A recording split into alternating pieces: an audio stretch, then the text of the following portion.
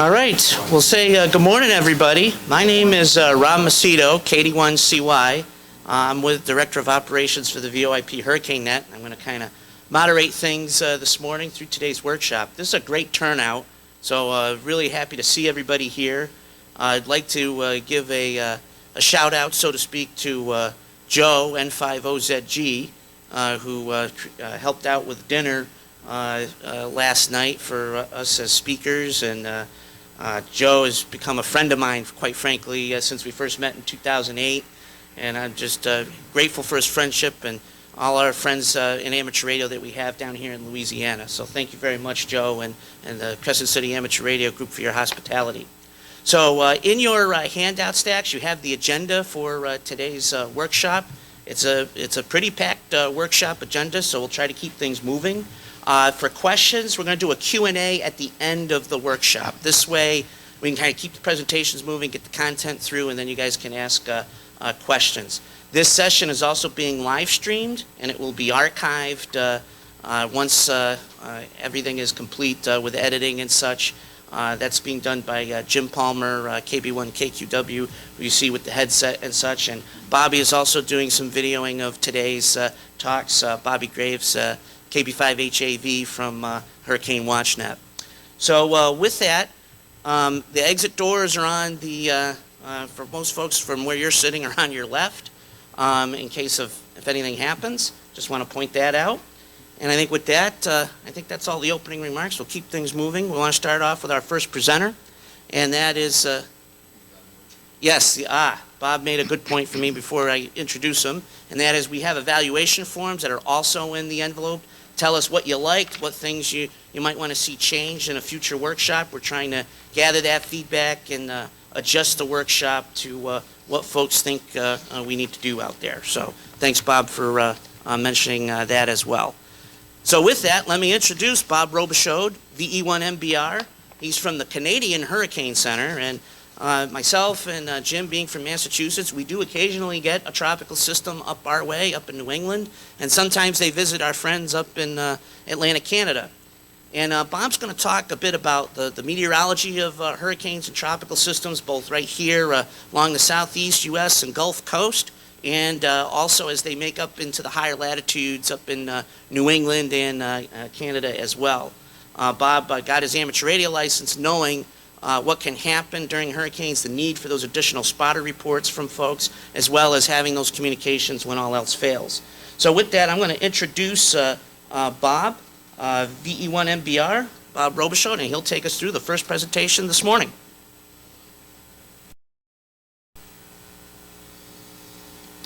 Well, good morning, everyone. It's actually my second trip here to New Orleans. I was here 10 years ago, and it's good to be back here to present a little bit about the meteorology behind these types of storms.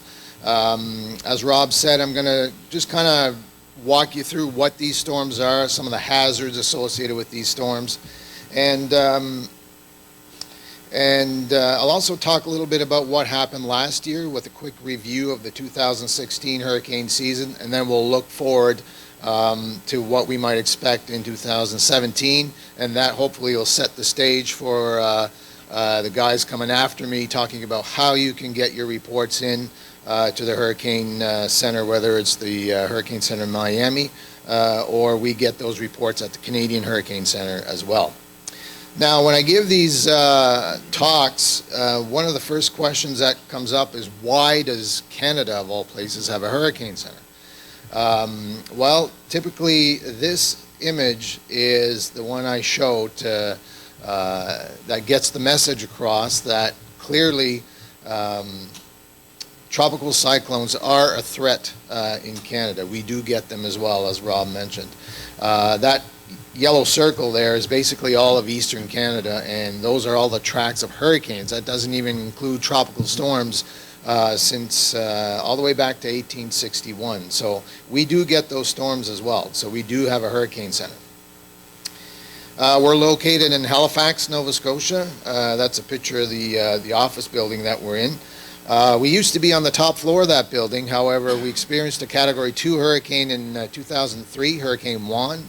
and that building started to sway, and they're designed to sway. It wasn't necessarily a safety issue, but if you're on the top floor of that building and it's swaying, it's like being in the back of an aircraft. People are starting to get nauseous working up there in the midst of a hurricane. So now we're on the third floor of that particular building.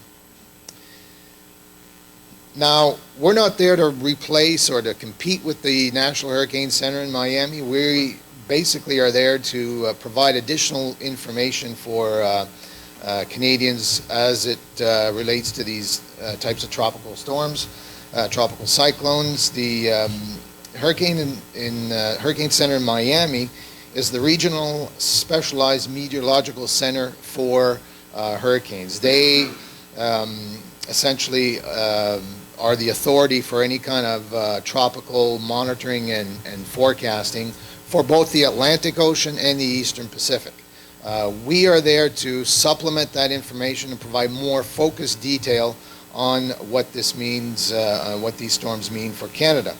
Now, we actually work quite closely with the National Hurricane Center in Miami. The picture you see here at the top is a training session that they hold every year. It's a 2-week training course on hurricane forecasting. We have a couple of our forecasters sitting in the back, and we send 2 of our forecasters to Miami every year to get training and recurrent training as it relates to tropical cyclones. So we monitor what goes on in the Atlantic, and when we expect a storm to actually have some sort of an impact on Canada, we would start issuing specialized bulletins on those storms, track maps as well.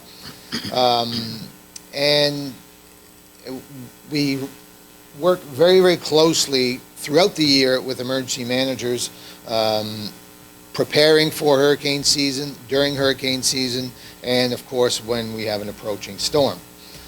We also have interact with the media quite a bit, and just to kind of show how closely we work together with our partners here in the U.S., NOAA has a hurricane awareness tour that they hold every year. They alternate between the Gulf Coast and the Atlantic Coast. This year's the Atlantic Coast, and they're actually starting their tour up in Canada, so we're looking forward to that in a few weeks down the road here. So a little bit about what these storms are. I mentioned the term tropical cyclone. Well, a tropical cyclone is simply a non-frontal low pressure system. So in a typical winter type storm, you would have a cold part of the storm and a warm part of the storm. Not the case for hurricanes or tropical cyclones. The tropical cyclone is a non-frontal storm. It's what we call warm core. So the core of the storm is actually warm. There's no cold part, no fronts associated with it. Made up of an organized area of thunderstorms, and there is a very definite center of circulation, and that's critical in the definition of a tropical cyclone. Is there has to be a center for which the winds are circulating around. Now, a hurricane is a regional specific name for a tropical cyclone. So in the Atlantic, Eastern Pacific, they're called hurricanes. In the Western Pacific, they're called typhoons, but they're essentially all the same type of storm. The climatology of tropical cyclones, hurricane season starts June 1st and extends up until the end of November. But as you can see, the activity really starts to pick up once we hit August, and the peak of hurricane season is actually early to mid-September in terms of statistical activity. There actually is favored parts of the ocean basin where these storms form depending on the time of the year. The early part of the season, June and July, we tend to see these storms originate more in the western part of the Atlantic, Gulf of Mexico as well. As the season goes on, you kind of see where the area of origin kind of migrates eastward a little bit, and you can see here September being the most active month of hurricane season. Once we get into the latter part of hurricane season, you can see that the area of favorable origin kind of shifts back towards the west, and then things really start to subside once we hit November. Now, some of the conditions that are required for a tropical cyclone to develop is first of all, a pre-existing disturbance. There has to be a kind of an area of low pressure to kind of get things going. We also need very, very warm water, typically at least 80 degrees Fahrenheit. And we're also looking for a moist and unstable air mass. So warm and moist in the lower levels and relatively cool up at the upper levels of the atmosphere. And the next thing that we require is an environment that has very low wind shear. So as you go up in altitude, the winds change very little with height, either wind direction or wind speed. So you're looking for a uniform wind, both direction and speed, as you go up in the atmosphere.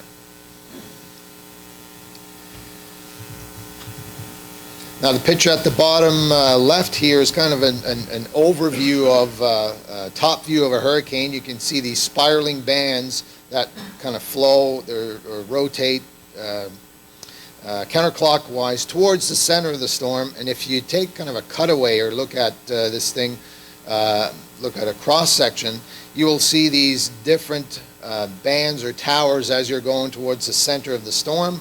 And each successive band, as you're going towards the center, is stronger than the previous one, with the strongest being the last one right before the center as you go into the eye. Now, there's a lot of air rotating towards the center of these storms. Most of the air goes up and flows out, but some of that air actually flows in towards the center and descends towards the surface.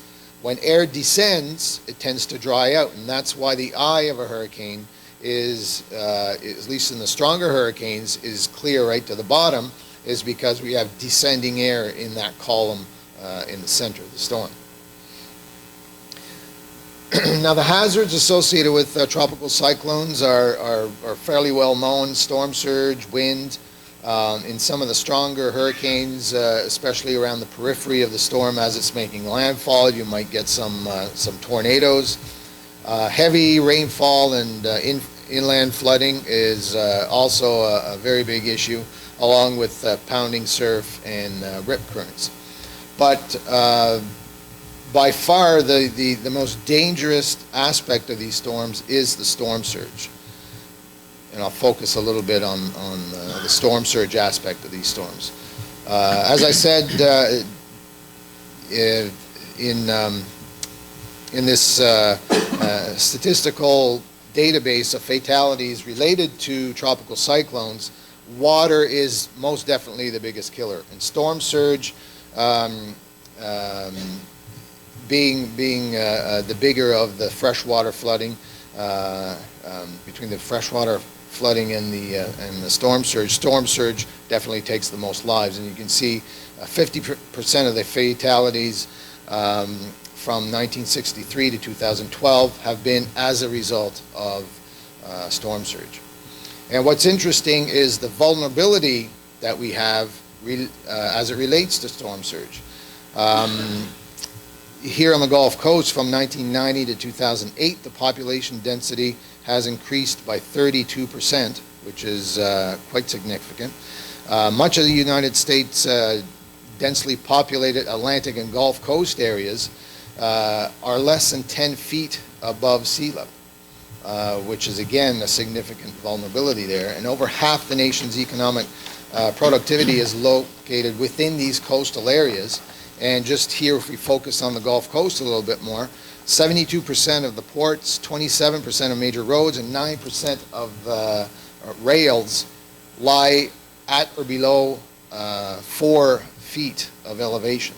So clearly a vulnerability there as it relates to storm surge.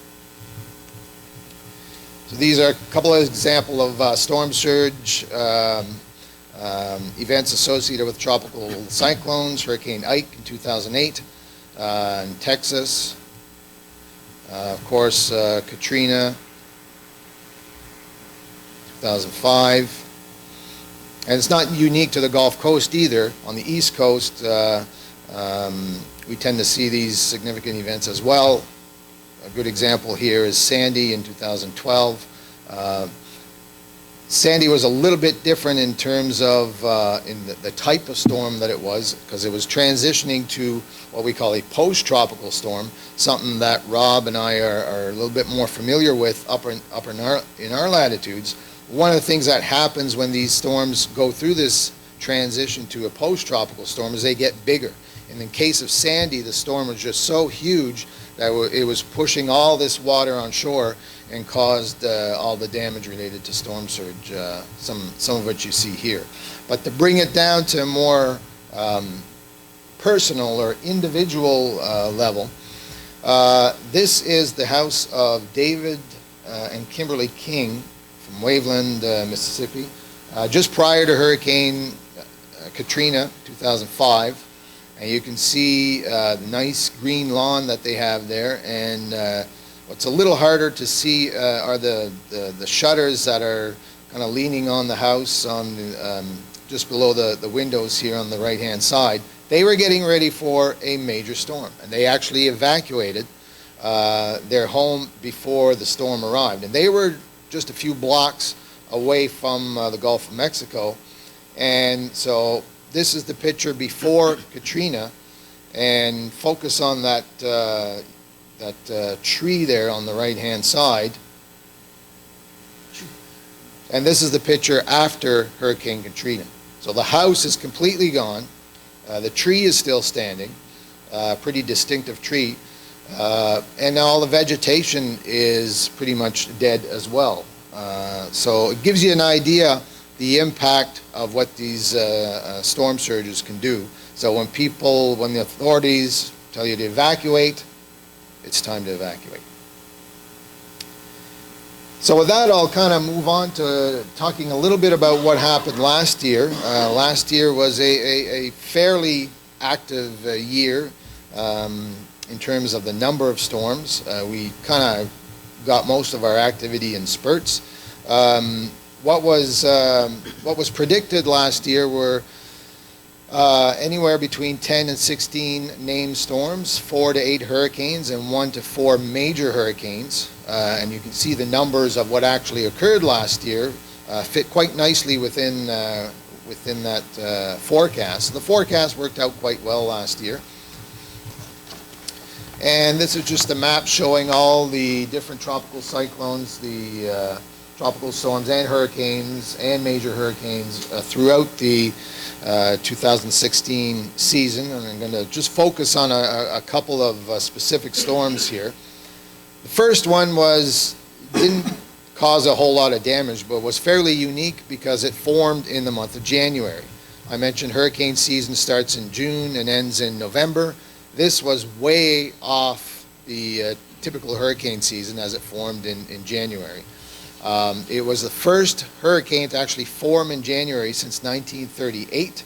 There had been a hurricane in January 1955, but that hurricane actually formed in 54 in late December and then survived into the new year. But it was the first hurricane to form since 1938 in the month of January. And only the fourth tropical cyclone of at least tropical storm strength in the month of January in the entire database of tropical cyclones. And Alex ended up becoming the strongest January hurricane on record, albeit the sample size is quite low. So as we headed into May, we had another tropical cyclone that developed towards the end of May. We had a few more develop in June, and then July was quiet with no tropical cyclones. Once we hit August, early August, we had our first hurricane within the actual hurricane season. And then we had to wait until late August until we saw the first major hurricane, which was Gaston. And as you can see from the track here, Gaston only briefly became a major hurricane, stayed out to sea, didn't have much of an impact. However, as we were monitoring Gaston, there's this other disturbed area that we were tracking across the ocean. We expected it to become a tropical cyclone, and it had a hard time to get going, but it eventually did, and eventually became Hurricane Hermine. So as I said, it started off as what we call Invest 99L, and some people jokingly say that it's better known as Invest 99L because it just took so long to become a tropical cyclone. And as it was going over the northern part of the Caribbean, we actually had tropical storm force winds detected from the storm. However, we didn't have that closed center of circulation, and that's why it couldn't be declared a tropical storm at that time. It did a couple of days later as it entered the Gulf of Mexico and became a tropical storm on August 28th. Initially, it wasn't expected to reach hurricane strength, but just 24 hours before landfall, the intensity forecast was increased to become a hurricane, and lo and behold, Florida got its first landfalling hurricane since, in 11 years, since 2005. So it made landfall as a Category 1 along the sparsely populated Big Bend area of the coast of Florida. It then moved across Georgia, South Carolina, North Carolina, and then exited back over the ocean and then became a hurricane strength post-tropical storm. So a storm that now had a cold part and a warm part, but still had hurricane force winds associated with it. And you can see it kind of meandered off the mid-Atlantic states. It wreaked havoc on people's plans for Labor Day weekend. A whole lot of events were canceled along the mid-Atlantic states for that weekend. There was one fatality that occurred in Florida, and $550 million in damage with Hurricane Hermine.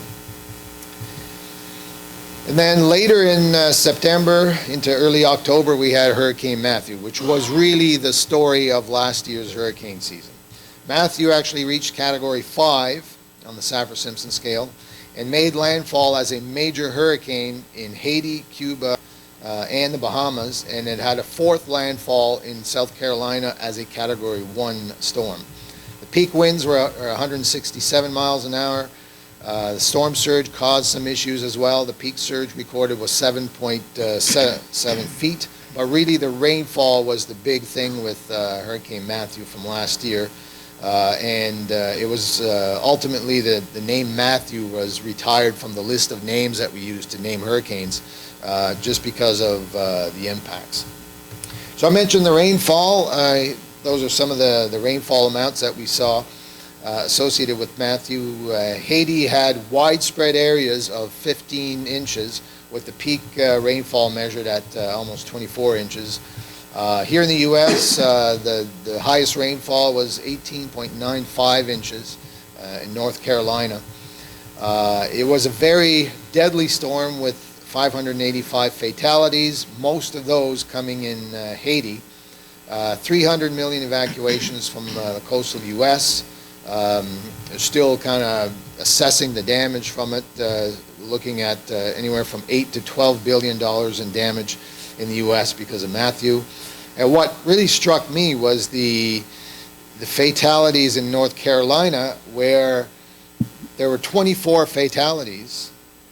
23 of them were flood related, and mostly freshwater flooding. But 19 of those were caused by people either walking or driving into flooded roads.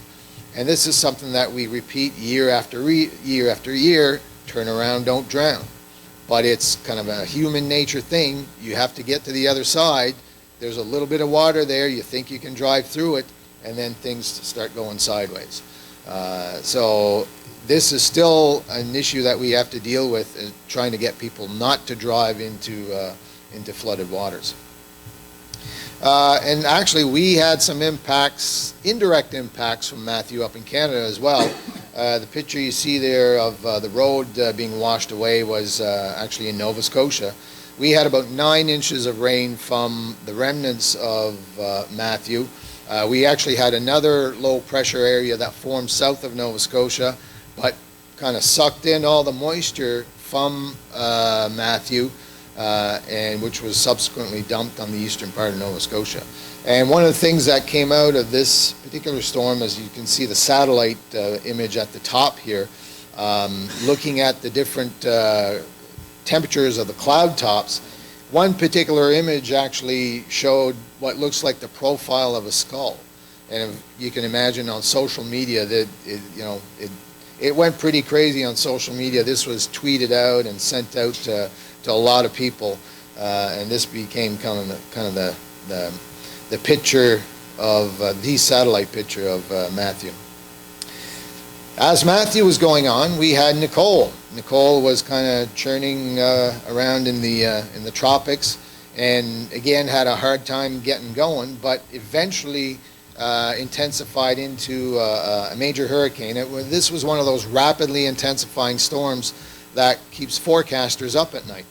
A storm that goes from a tropical storm to a major hurricane within just a few hours, and this is one that occurred with Nicole. It stayed offshore. There was some concern that it may come up towards Canada, but it did stay offshore.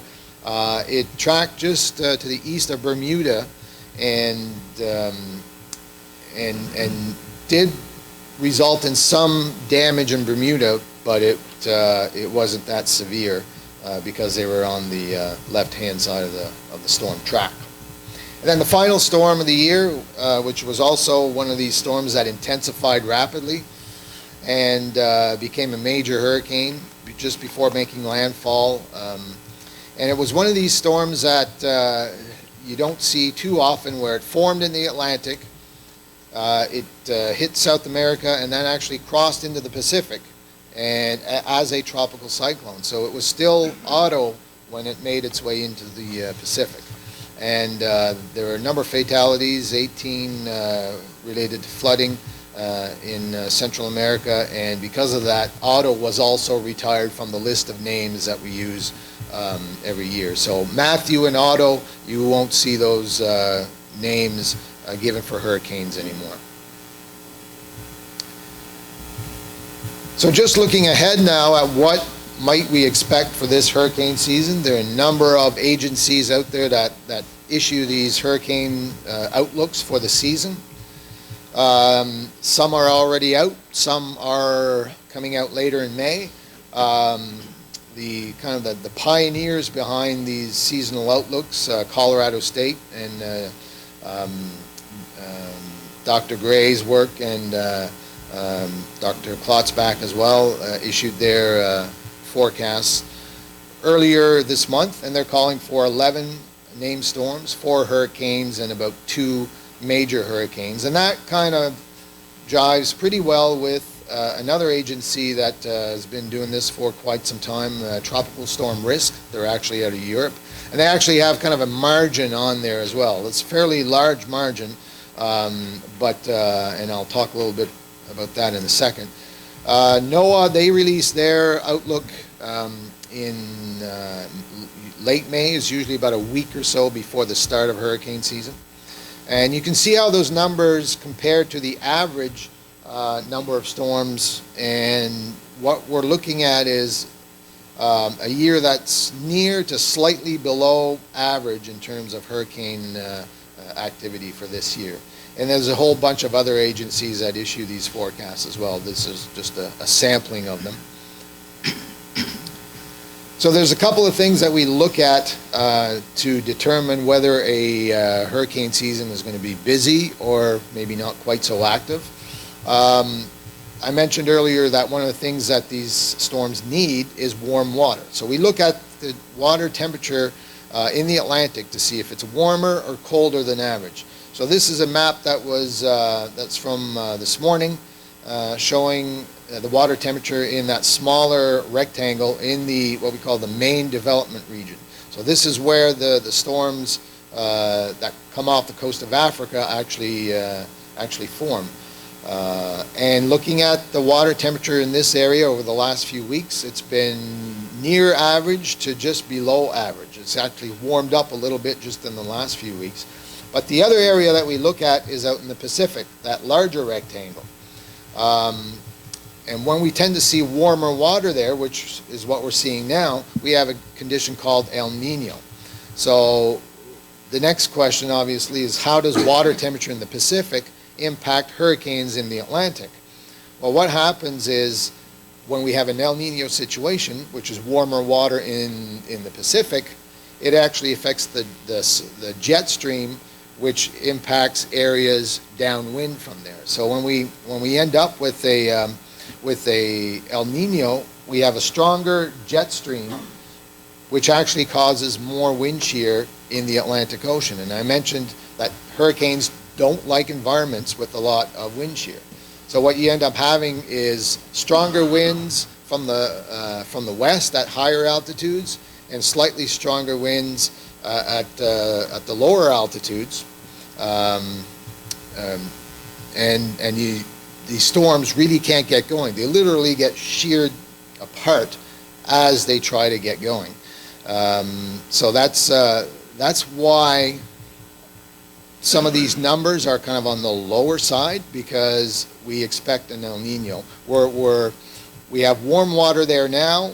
We're not necessarily in an El Nino right now, but we do expect to actually approach an El Nino by the time we get into the heart of hurricane season. What this actually shows is different models showing the water temperature anomaly, or how different the water temperature is relative to average. And most of these models predict by the time we do get into hurricane season, which is this yellow box there, that we will be above that the water temperature will be above that red line, or the water temperature anomaly will be above that red line, which means that it's going to be warmer than average. There's a slight problem here, because trying to predict El Nino in April for a few months down the road is very, very tricky. NOAA actually has a 50% chance of an El Nino by hurricane season. So it's no better than flipping a coin. So once we get into later in May and early June, we'll have a much better handle on what the El Nino is going to be looking like for the hurricane season. But trying to issue El Nino forecasts in April is always tricky. So that's kind of playing into the forecast. If the water temperature anomaly is less than a half degree Celsius warmer than average, that's what we call a neutral condition.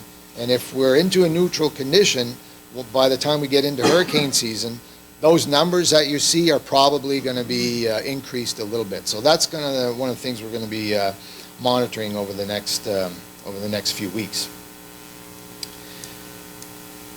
So we talk a lot about how the hurricane season might look, how many storms we expect in the season.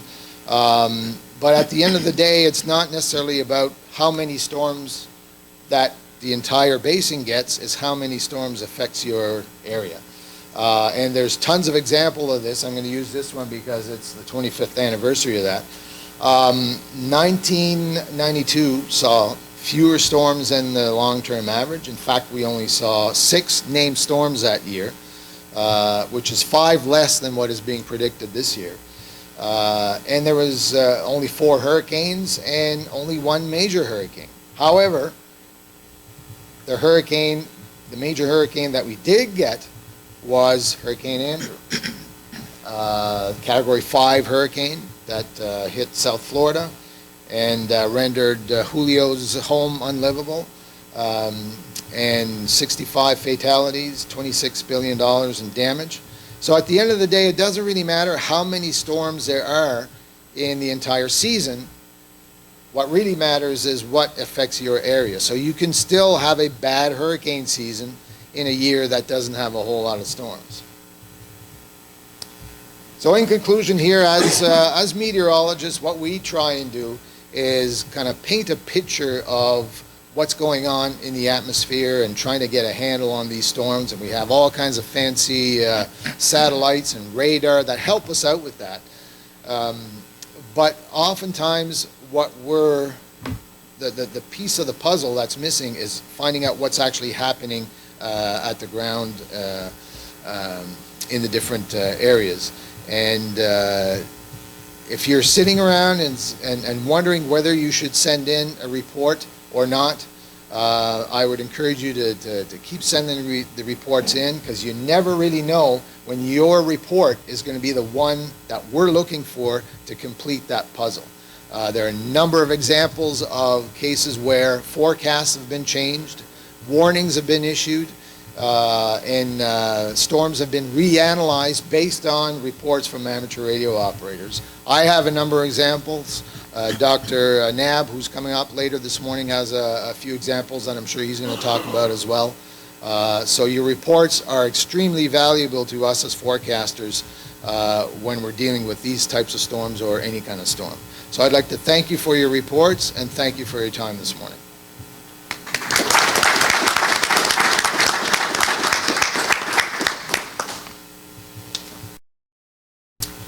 All right. All right, I want to thank Bob for his presentation here. And we'll move right on to the next presenter. And we'll just get set up here.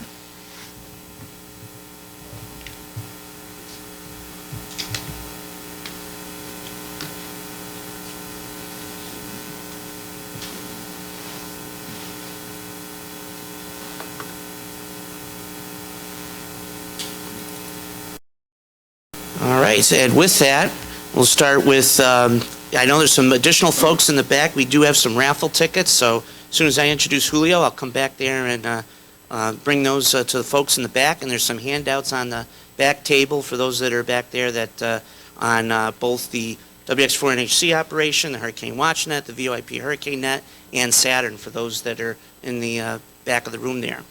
So with that, I want to introduce Julio Ripoll, WD4R.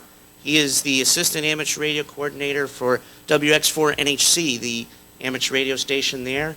It's entering its 37th year of operation, probably one of the biggest examples we have, especially across the amateur radio service and in hurricanes, of a long-lasting group of folks committed to public service in addition to the Hurricane WatchNet.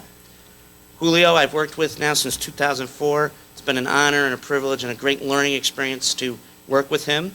And I'll turn it over to Julio to give his presentation.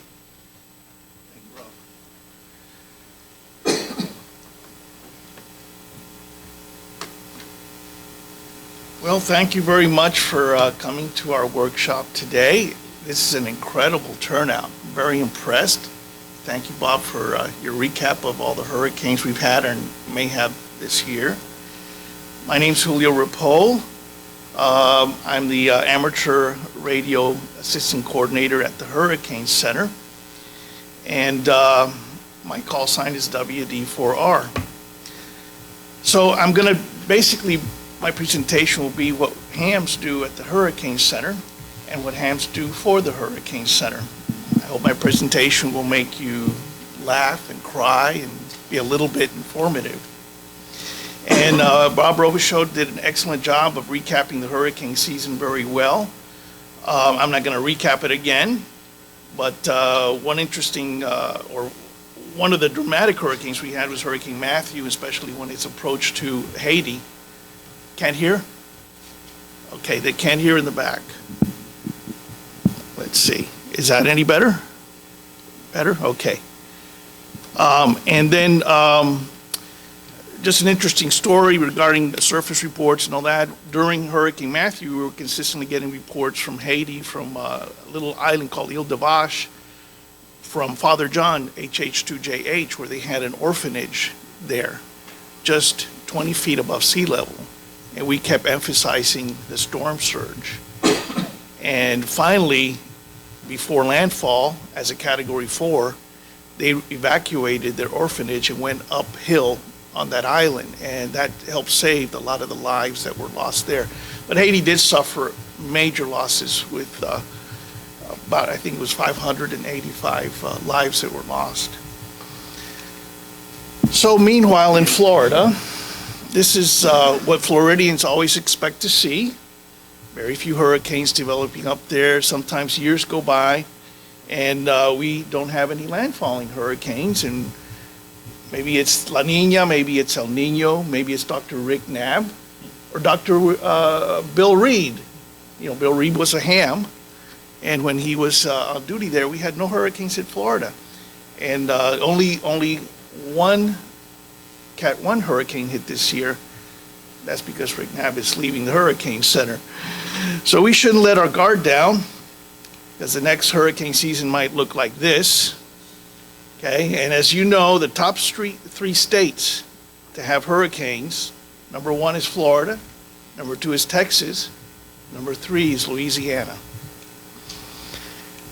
So even if you built your house above minimum flood level, above the minimum building code, should you really ride out the storm in your house when they issue an evacuation order?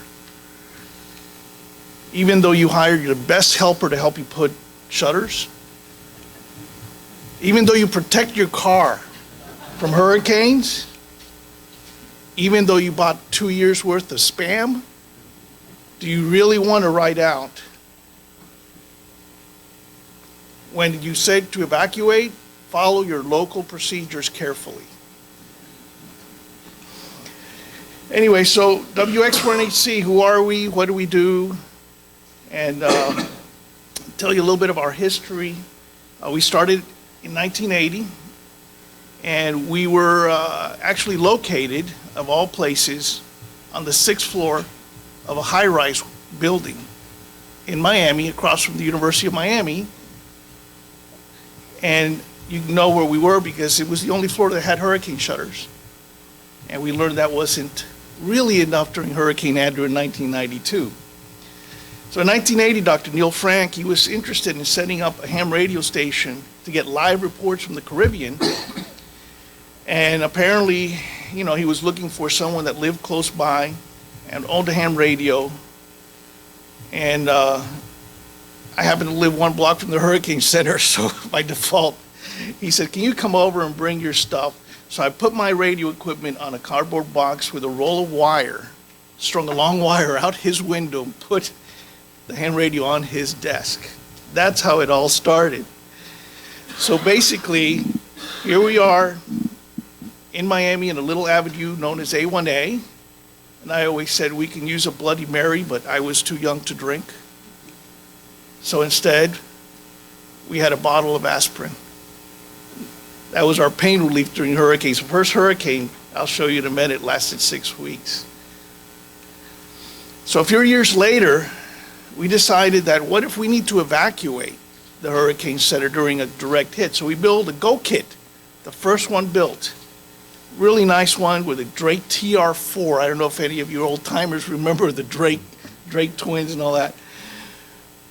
Well, Dr. Frank, when we brought that into his office, that big aluminum box, and we had all those wires going all over the place, you could see his face there. He was like, what in the world is this? Well, it weighed over 200 pounds, and our Go Kit never went anywhere. 1992 hit, and well, it took everything off the roof, off that high-rise building, including the Doppler radar, the generator. Imagine an emergency generator on the roof being blown off 12 stories down onto the parking lot. The building leaked like a sieve. The ceiling tiles all came down. So eventually they said, well, government said, maybe we'd be wise to put the Hurricane Center in a hurricane-proof building.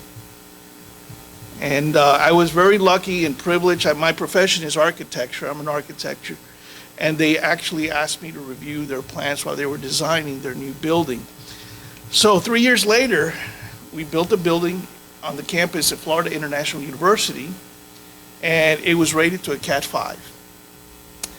It had 10-inch thick steel reinforced poured-in-place concrete walls, and there were 2 rooms inside. There were 20-inch thick concrete walls and roof for EF5 tornado. Okay. Florida, I don't think we've ever had an EF5, but at least we have 2 rooms. They're disguised as bathrooms, so when you see people running to the bathroom, you know there's something coming that's strong. But so we have our group of hams there, and we ran thousands of feet of coax. The floor of the Hurricane Center is access flooring. It's about 1.5 feet high, where we ran it all under the floor and then up the chases to the roof. And we have 7 antennas up there, which were designed by Cushcraft, Hustler, Some of the other companies donated to us, and they're hurricane-proof. They were rated at 150 miles per hour winds. 1995 happened to be the busiest season on record at that year. And here we are moving into a new building, putting up new equipment, and at the same time working hurricanes nonstop. And just to give you a little recap, the Hurricane Center had never been through the eye of a hurricane before. And in 2005, we were in the eye of Hurricane Katrina. When it was a Cat 1 and came down south, went right over us, and then went into the Gulf and hit New Orleans. And the second one, 2005, was Hurricane Wilma. So that was something that was very interesting, and the forecasters in the eye all went up and looked up to see the clear skies. It was amazing. So that's our Hurricane Center there, and you see the blue catwalk up there, and that has all the antennas there. During Wilma, we only had one vertical bend. All of the dishes flew away. So our ham antennas worked, and they actually survived, and we became one of the last links of communications out of the Hurricane Center. So we started with a Yaesu FT101 with the 4 sweep tubes. And last year, Yaesu, after we said, you know, we've had several versions of Yaesus and we'd like a new version, they donated an entire radio station, both HF, VHF, UHF. We have an amp that does 600 watts out. So hopefully you guys can hear us. And then we have our UHF, VHF area, which does APRS, and it beacons out every 15 minutes, and we receive HF and VHF APRS from weather stations automatically as well that are plotted at our station there. And then we run digital modes, which do the APRS stations, both locally and the ones on the APRS WIN. And we run Echolink, and the Echolink NEC, which Rob will describe what they do, combines Echolink, IRLP, and some of the other modes like D-Star and some of the other ones. We're trying to put all that together in one place because we don't have enough staff or equipment to be everywhere at the same time. And then we also run the chat room with Hurricane WatchNet. And that's a good back way of communication instead of putting all of our inter-office communications on the air. You know, I didn't hear that, can you have them repeat the wind report, those kind of things. And it's basically, over the internet, we can text each other. So we have a team of about 30 operators. And these are very dedicated operators. Some have been with us for 30 years. And some of them drive an hour to get to the Hurricane Center to do their 3-hour shift. And we're very happy with them. They're all very well trained. They pass all the different types of background checks. They have special training at the Hurricane Center. Not just on radios, they already have their radio skills, and they're evaluated on that, but how to communicate with the hurricane forecasters, how to evaluate a report. Is that report within the range, or is it something that's way out of range and we need to reevaluate it before we turn it into the hurricane forecasters? So we've been a part of the Hurricane Center now for 37 years, and 9 Hurricane Center directors, going on 10. And we're very appreciative of the Hurricane Centers extending their welcome to ham radio operators, and they appreciate and know what we can do when all other forms of communications go out. And a curious fact about Dr. Rick Knabb, and he still promises he will become a ham, both him and his son. He was a hurricane specialist for several years before he went to the Weather Channel, and has a direct experience during Hurricane Adrian. He will describe in his presentation on how he received weather reports directly from a sailboat out of the East Pacific using HF WinLink, which is basically like email over HF. And they had no other data there. And he'll describe how that erratically changed their forecast. So I'm going to show a little, just a little video here of the Hurricane Center.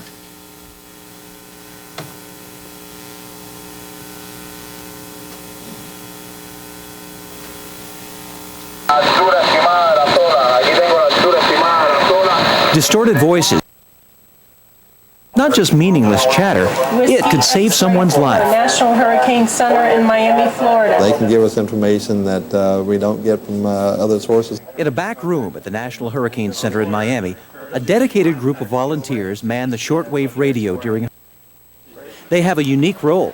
It's their job to get weather observations from those in the storm. We've had some operators that have actually been standing on chairs with the water swelling around their feet giving us reports. Forecasters have been very grateful for that because a lot of times they're not able to get this information by any. This information, gathered by this older technology, is then passed on to the hurricane forecasters, who use it in combination with data from other high-tech sources to issue their forecasts. The people think that the ham radio reports are not really helping us if they don't have a really strong. Sometimes they'll tell us that the winds don't extend that far out. The ham radio volunteers at the Hurricane Center are the eyes and ears of the forecasters. Thank you very much. This is the WX4 NHC at the National Hurricane Center, Claire. Their simple mission: help save lives. Okay, and I'll go through some of our major purposes and goals at the Hurricane Center. And number one was to collect the weather data, the valuable surface reports from the hurricane-affected areas in real time, and they're used by the hurricane forecasters. We do provide emergency communications back up to the Hurricane Center, to other governmental agencies if we get a direct hit and go into lockdown mode. We provide the hurricane advisories over ham radio through sources and relayed by the Hurricane Watch Net and the VOIP Hurricane Net as well. Some people in those affected area may lose television and internet, and ham radio becomes their sole source for their advisories. And we promote the accuracy and availability of weather surface reports. We encourage people to have weather stations and learn how to use and report using them. So how does ham radio operators, how can they help during hurricane season? Well, here's a flow chart here of the many different ways and different modes that you can come in and send us reports. And then those are disseminated to the hurricane specialists. And then if we have a local hit, into the different local agencies. And we do have the FEMA liaison office right next to our radio room, and that has the liaison office also to the White House. Many ways to contact us. We try to be as available as possible. Can't be everywhere at the same time. So we rely on a lot of the networks to collect information and funnel them to us. But in your handout there is the printout of how to contact us. Bobby Graves will describe the Hurricane Watch Net that we've been in very close coordination with since our inception. They've been around since 1965. And they're, of course, on 14,325 megahertz. And then Rob will describe the different ways you can communicate through the VOIP Hurricane Net, which they have a conference room on Echolink that combines IRLP and many other digital modes. And a quick example was Hurricane Ivan in 2004 that hit Grenada Island. And you would think, well, this is internet-based, the internet goes out, etc. Well, what happened was, we had no propagation at Grenada Island on HF, but there was a ham in St. Lucia who was able to receive the station in Grenada at the University of Grenada on 40 meters. And they took all the reports in St. Lucia and then put them in through the VOIP Hurricane Net, and that's how we received those details. And there are other methods that we have to collect information also by non-amateur radio operators, mainly weather enthusiasts, with their weather stations, and we call it CWOP or CWOP, the Citizens Weather Observers Program. And you register, there's a free weather program on our website you can download, and many of the weather stations now can beacon the weather data every 10, 15 minutes, all the way through NOAA into a map called the Mesonet.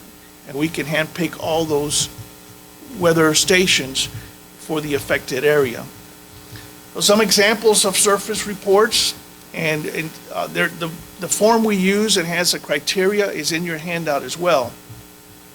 We do have an online form for both hams and non-hams. They can send in your live weather reports. It's printed right there at our station, and from there, we relay it to the hurricane forecasters.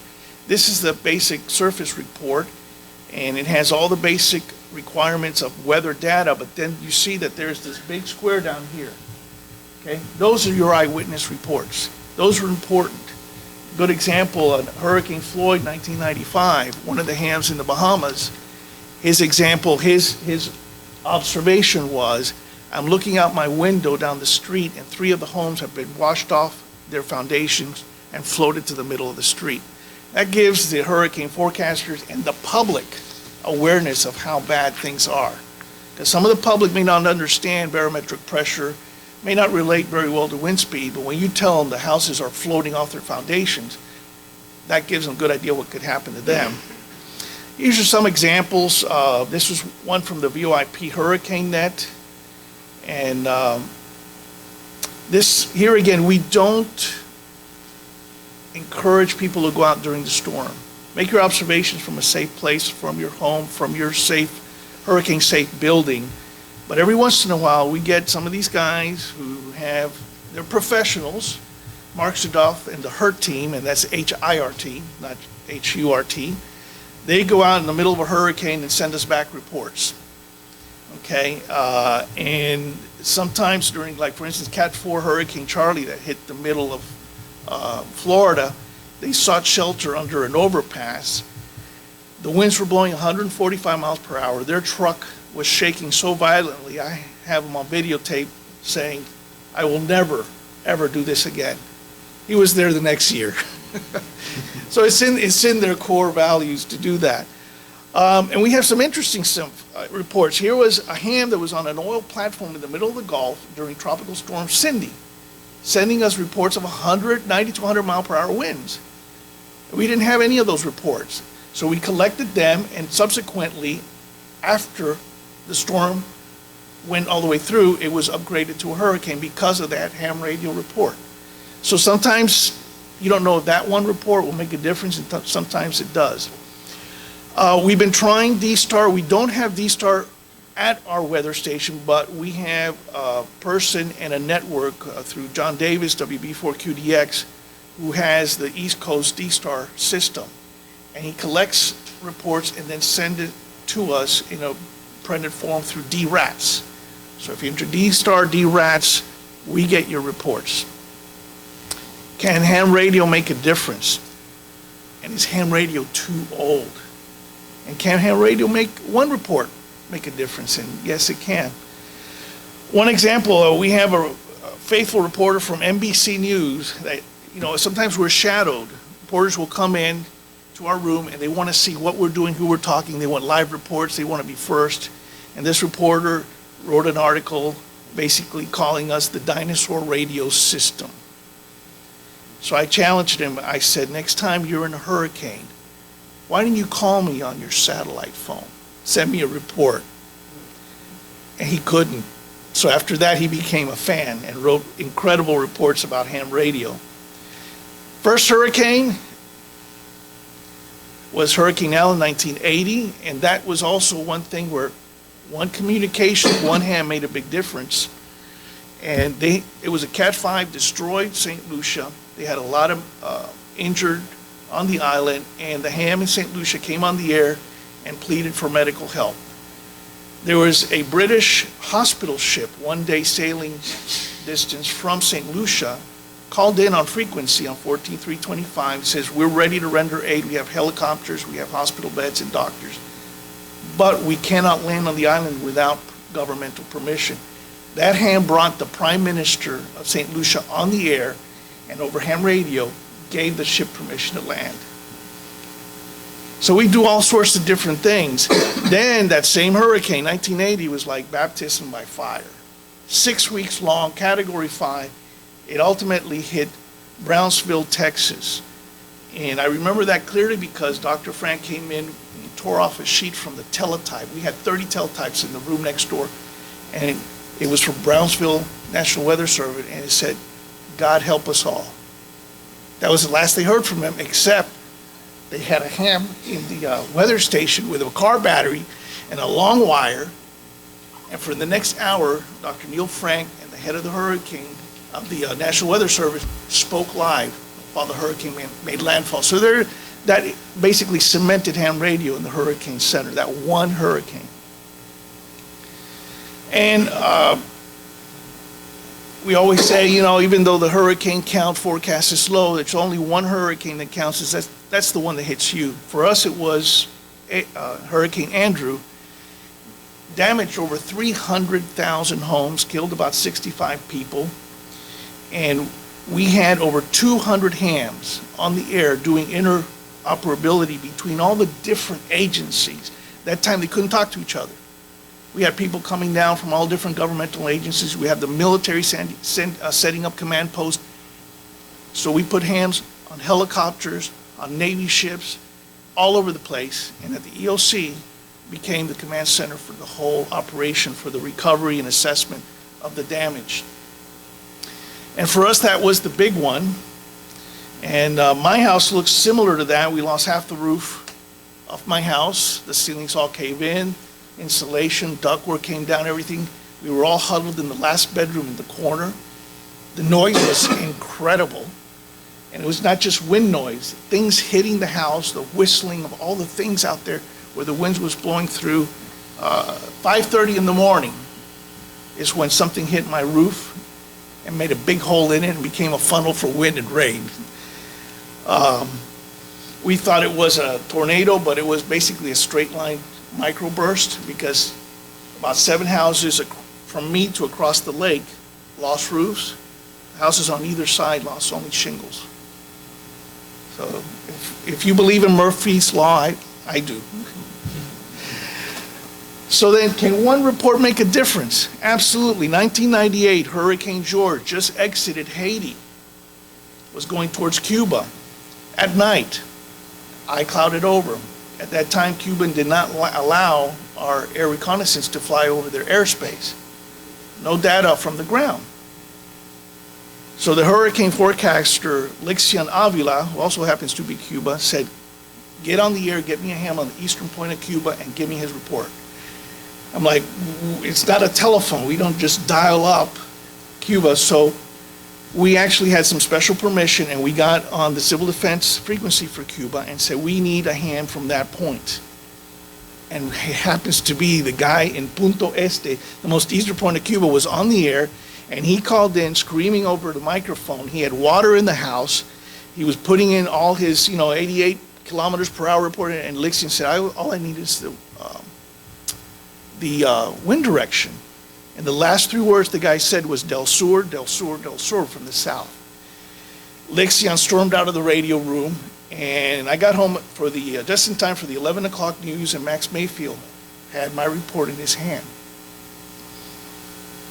And he said, we had a ham radio report from Cuba, and we have redone our forecast track. It's not going to hit Guantanamo. It went north of Cuba. That changed their entire forecast, just that one report. And then we had Hurricane Michelle in 2001. The eye had already crossed over Cuba. The bottom of the eye had opened up. It looked like it was losing strength. The Bahamian government was going to drop their hurricane status. But we were getting reports from a sailboat and reports from Cuba of over 100-mile-per-hour winds. How could that be? The satellite had opened up, well, this sailboat was sending 100-mile-per-hour winds. Max Mayfield came into the room and says, I want to talk to that ham you got on the sailboat. And I want to ask him about his instrumentation. And it was a commercial brand, Raytheon. He gave him how many feet above sea level, where he was docked, everything. And Max right there got the phone, called the Met Office in the Bahamas, and they kept the hurricane warnings. That's the captain of that sailboat, who was also a ham. So one report made the difference for that hurricane. And there's been many others, and we do get acknowledged officially by the Hurricane Center sometimes. I don't know if you can read this on the bottom down here.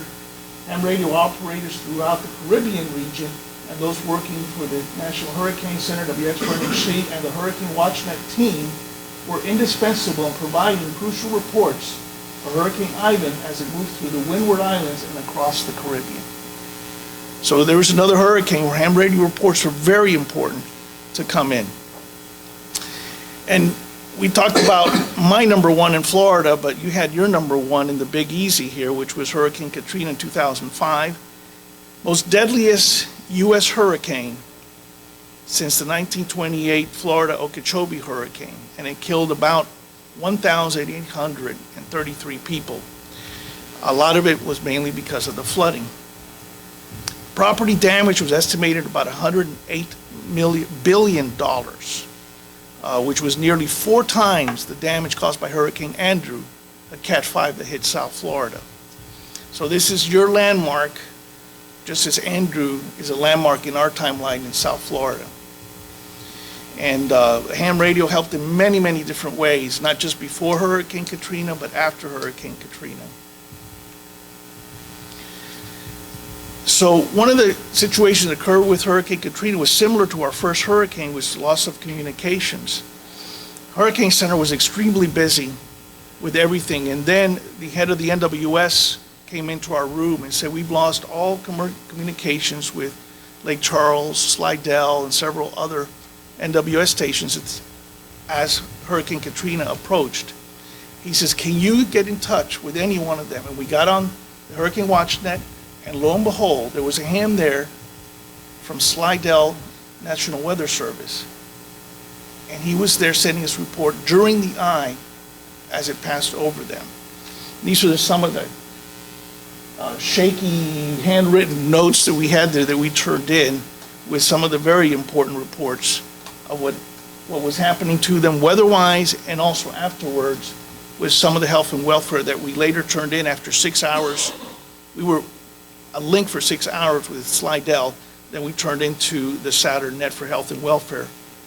So I'm going to show you just a little, I found this is just a little video that captures the actual communications during Hurricane Katrina from Slidell.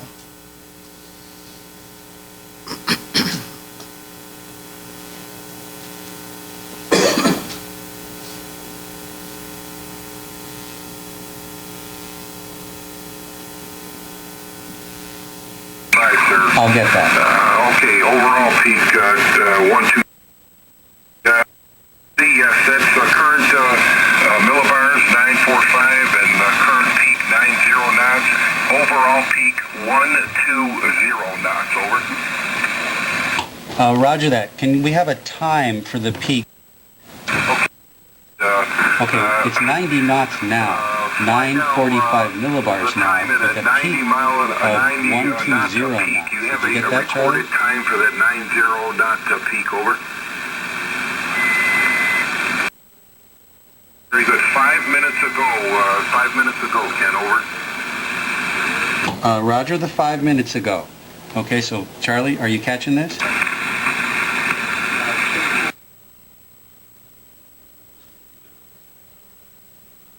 Sounds very reasonable. The values we had were very rounded. Are these kind of approximate values, or were those the exact measured values? We had 90 knots gusting to 120 knots. Over.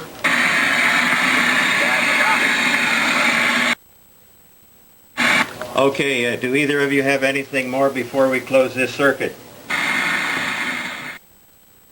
Okay, so you can see how those live reports went, and unfortunately back then I didn't have a good cell phone, so the video is kind of grainy, but it captures the moment of the hams doing these live reports. And Charlie was at the headquarters of the National Weather Service, and we were relaying the radio communications by phone to him, and then our hurricane forecasters were also in the room at the same time. So I'm going to do a little recap about one mission that tells the whole story about ham radio and how it can help. I'll do it very quickly. And as you know, our group was called upon by the University of Miami and Project Medi-Share after the earthquake hit Haiti, which killed over 300,000 people. And the put in their largest trauma field hospital in peacetime with 140 doctors and staff there. And what happened was they sent out 40 satellite phones. None of them got a dial tone. Then they sent out 2 VSAT, portable VSAT systems. One didn't work at all, the other one was intermittent. They had no way to communicate back to Miami of the status of what was going down there, coordinate things. So at that point, they called me and said, we know what you do at the Hurricane Center. Can you build a station in Port-au-Prince and one at the hospital at UM to coordinate and do phone patches and things like that between the doctors here to coordinate with the doctors there? So at that point, I called ARRL. They hooked me up with Laura Smith of the FCC. She was the general counsel of the FCC. And I said, we're going to be doing ham radio communications that are not really allowed. We're going to be doing doctor-to-doctor communications on patient conditions, medical techniques.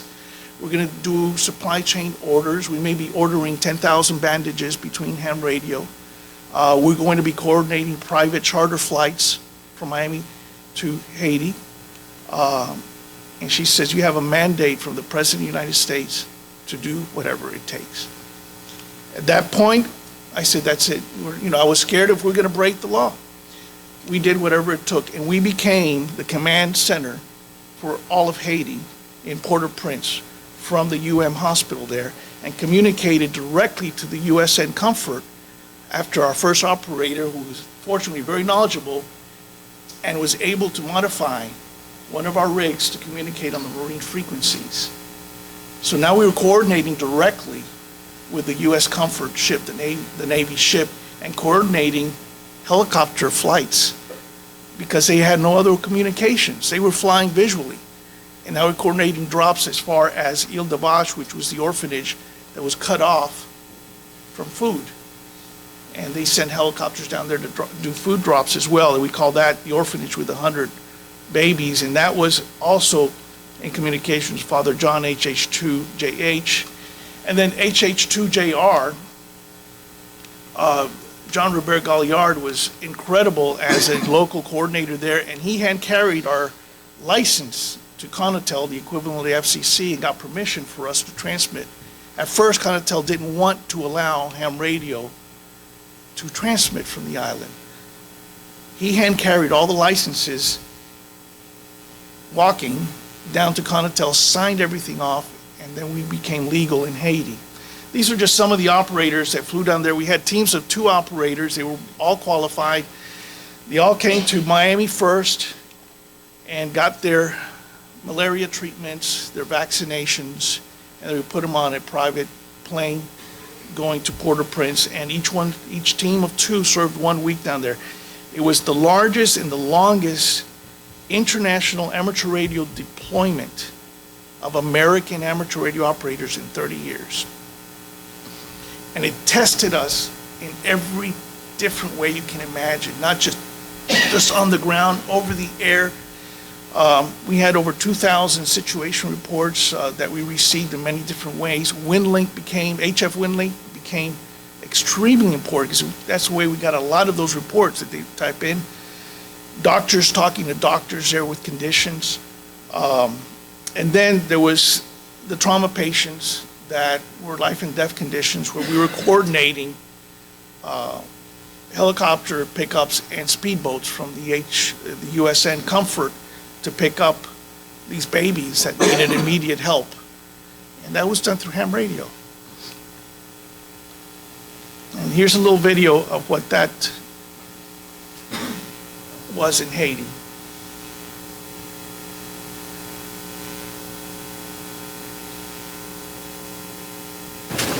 When the earthquake hit, vital communication to save those injured flatlined. Phone line towers were mangled, crippling relief efforts. And as Local 10's Jonathan Vigliotti reports, in the days and weeks following that quake, it was a group of amateurs from Miami that called the shots and saved lives. Transmitting through Haiti's smoke and comes a signal of hope from Miami. Right now they're coordinating some helicopters that are doing some kind of a medical evacuation. Architect Julio Rapolo is a volunteer ham or amateur radio operator. Ham radios always seem to be able to communicate when everything was down. With the help of the University of Miami, Rapolo was the first to establish radio contact with the university's field hospital. It was operating in Haiti at the time of the quake. In 2 days, we built this station and we flew 2 ham radios down. Of this makeshift antenna, overnight, this university's office at Jackson Memorial became a type of 911 call center. Miami was connected with doctors and other ham operators in Haiti. We had immediate and consistent communications here should we need. Volunteers make this communication possible. He says now even the U.S. Comfort uses the signal. We're able to coordinate both pickups as well as moving patients to the Comfort. Sound travels in waves. Ham operating has been around since the early 90s. The backup for when emergencies like hurricanes wipe out major antennas. This 1930s film explains how it works. This radio wave is then sent to the antenna. It leaves the antenna as vibrations. Your relief team, Team 3, boarded warning. Lines have since been reconnected in Haiti. Rapolo says these vibrations have helped save hundreds of lives. It won't solve all the problems, but it's helping some. It's Haiti's unsung vital lifeline. In Miami, Jonathan Vigliotti, Local 10 News. A lot of credit. They do. So why do we volunteer? We volunteer many volunteer hours we take away from our families, our jobs. We practice our special skills that are very unique, especially in this age of internet and cell phone technology. But why are you all here today? It's because you care. You care to help these people that are being affected by these natural disasters and sometimes have no way to call out. So I'm going to tell you the little story that I've told a dozen times, and every time I tell it, it just gets me right in the heart. This comes from George, November 1 Echo Zulu Zulu, which was on Team 4 at the Haiti Field Hospital. And he writes in his situation report, he said, a bunch of nurses came into the communications shack. Shack was just a tent. He says, and they asked, can I help them with a birthday party and find some toys and the supply to take them to the pediatric recovery ward? There's a 3-year-old little girl, and today is her birthday. So we went to the supply shack and found a bunch of clean, donated toys. The lady in the pink shirt is the little girl's mother. And I must fess up, when I got back to my communications tent, I cried like a baby. I'll never forget the beautiful smile of that little girl.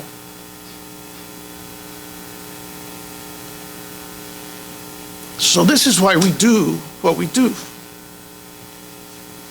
You know, it's in our nature to help other humans in their time of need.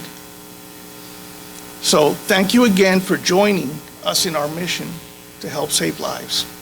Thank you very much.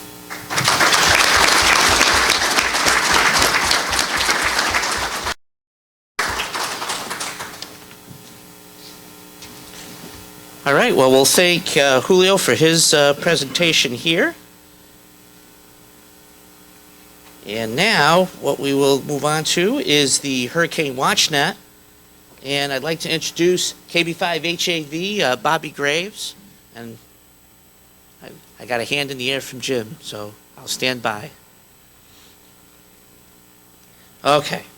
So now what I'd like to do is introduce Bobby Graves, KB5HAV from the Hurricane WatchNet.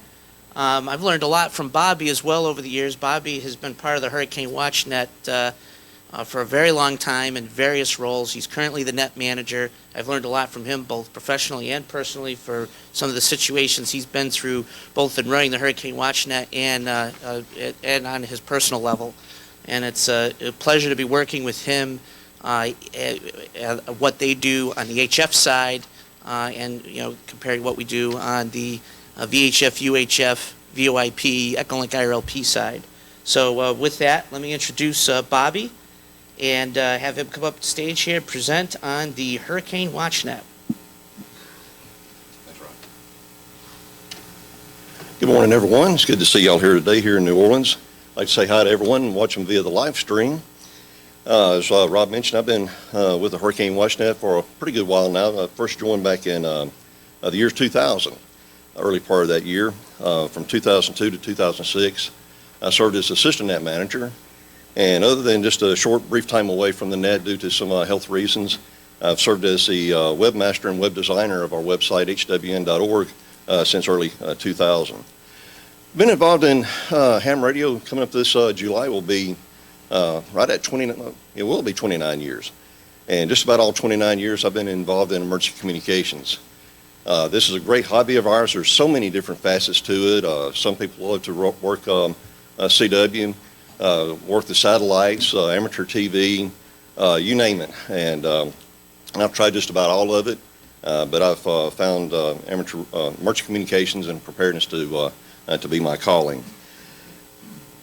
This year will be our 52nd anniversary for the Hurricane WatchNet and our 53rd consecutive year of watching for and activating for any active hurricane in the Atlantic Basin. Hurricane WatchNet got started back in 1965 during the Labor Day weekend. The founder of their net is Jerry Murphy, K-A-Y-U-W. And after becoming net manager for the Hurricane WatchNet just shortly after the 2013 Hurricane Conference, I went back and talked to Mr. Murphy about how did the net actually start. I've heard over the years different ways it started, but you know, who better yet to talk to about how things started except by the man who did it himself. And he told me that back in 1965 he was licensed as K1NAP, and he was in the U.S. Navy, stationed in Davisville, Rhode Island at the time. And on Labor Day weekend, he was working with the net on 14320. And there was a lot of people asking what's going on with the storm coming through the Bahamas named Hurricane Betsy. Well, back at that time, we didn't have satellite and cable TV like we do today, or any type of social media. It was just your local TV, whatever you got early morning, midday, late afternoon, and before you went to bed at night. And, you know, people had a right. They were concerned. What's going on with this thing? So Mr. Murphy asked the net manager if he could move everybody up that was asking about the storm, if they could move up to 14325. So he got permission to do so, and when he did, there was a lady down the Canal Zone area of Panama. Well, she followed him up to 325, and between the two of them, they began the flow or the exchange of information about the storm on 325. They also found a gentleman in the Miami area that was able to get the latest advisory from the Hurricane Center, brought that on frequency, and then any information they got from the affected area, they reported back into Miami, and they would either pick up the phone or either send it in by fax to the Hurricane Center. And that's basically how we got started. I want to talk a little bit about 1965. Back in 1965, we didn't have any stationary satellites for weather. The only weather satellites we had were just orbiting like our International Space Station does. And the only stationary satellite we had was mainly set up for TV broadcast, and only hold one commercial broadcast, or it could hold a couple of dozen telephone calls. It wasn't until 1975 that we got our first geosynchronous orbit weather satellite. And as you can tell by these two different images, daylight and dark. And that just really opened up the eyes for the forecasters to get a little bit better idea what these storms are doing, where they're going, and so forth. Of course, back in 1965, we didn't have Doppler radar, but the radar we had at that time was originally designed to spot aircraft. Well, it did a much better job picking up weather than it did the aircraft. Thankfully, in the early 90s, we started getting the Doppler radar. 1965, we didn't have HD TV. It was still analog. A few TV stations were broadcasting in color, but it was mainly just black and white. And you had your two choices of picking up reception, either little rabbit ears or outdoor antennas. We did have video games back in 1965. One was come grab one of the rabbit ears. Your dad would tell you, move to the left. No, the other left. Or else you get some tinfoil put on it and string it out. Some of y'all may remember those days. And if you had an outdoor antenna, you had the Armstrong rotor, well, you went out there and just grabbed the antenna, try to turn and get the best reception you could. 1965, you could get a postage stamp and a Hershey bar for a nickel. You get the family home for $13,600. You get the family sedan for $2,650 right off the showroom floor. You get my favorite car, the 65 Mustang Fastback, for $2,400. Tried doing that today. I won't even make a good down payment. And then we had a storm named Betsy that came across the Bahamas, southeastern Florida, and it slammed right into southeast Louisiana. And in 1965, caused over $1.5 billion worth of damage and earned the storm the name Billion Dollar Betsy.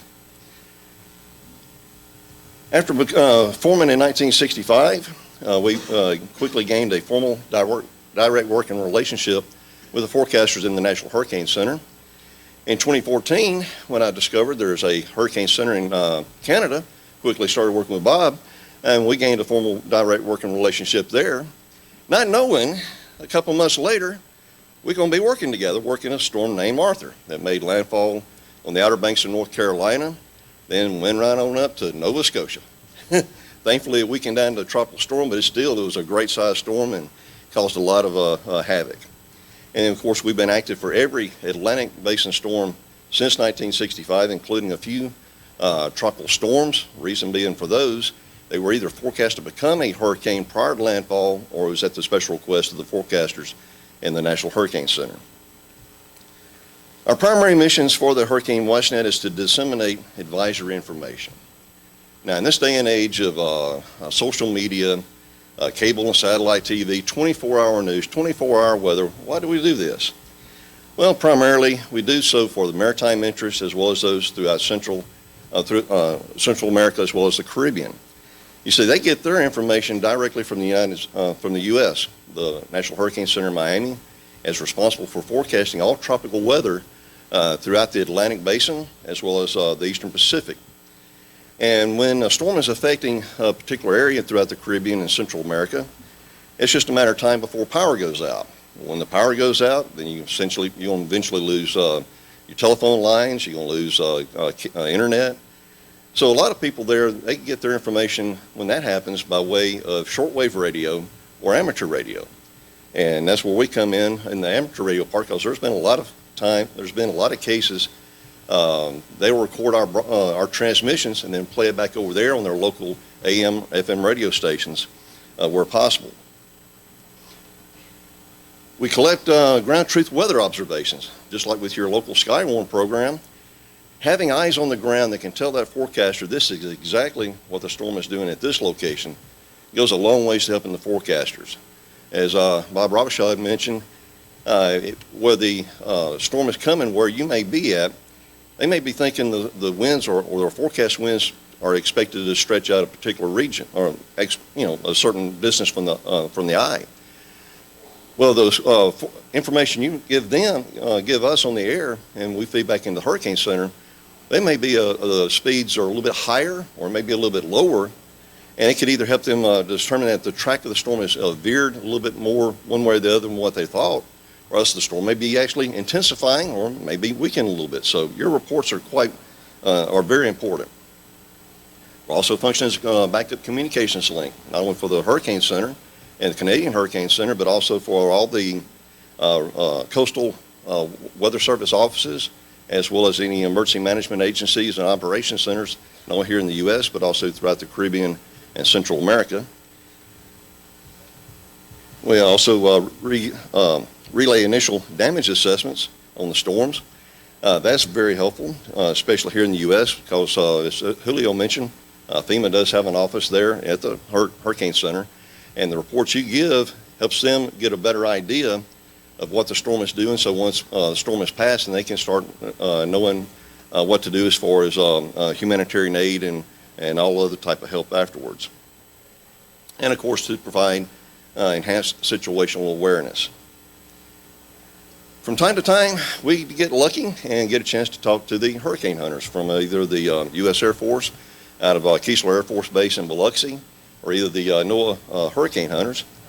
From time to time, some of the pilots, they are licensed amateurs.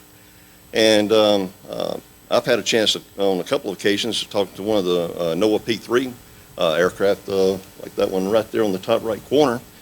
In the early 2000s, there was a gentleman by the name of Captain Dave. I can't remember his last name, but his call sign was NL7MT. And he flew the NOAA aircraft NOAA 43. This one there, as you see on the screen, is known as NOAA 42. They just got through putting new wings on that plane and putting some new coloring on it. NOAA 42 is officially known as Kermit.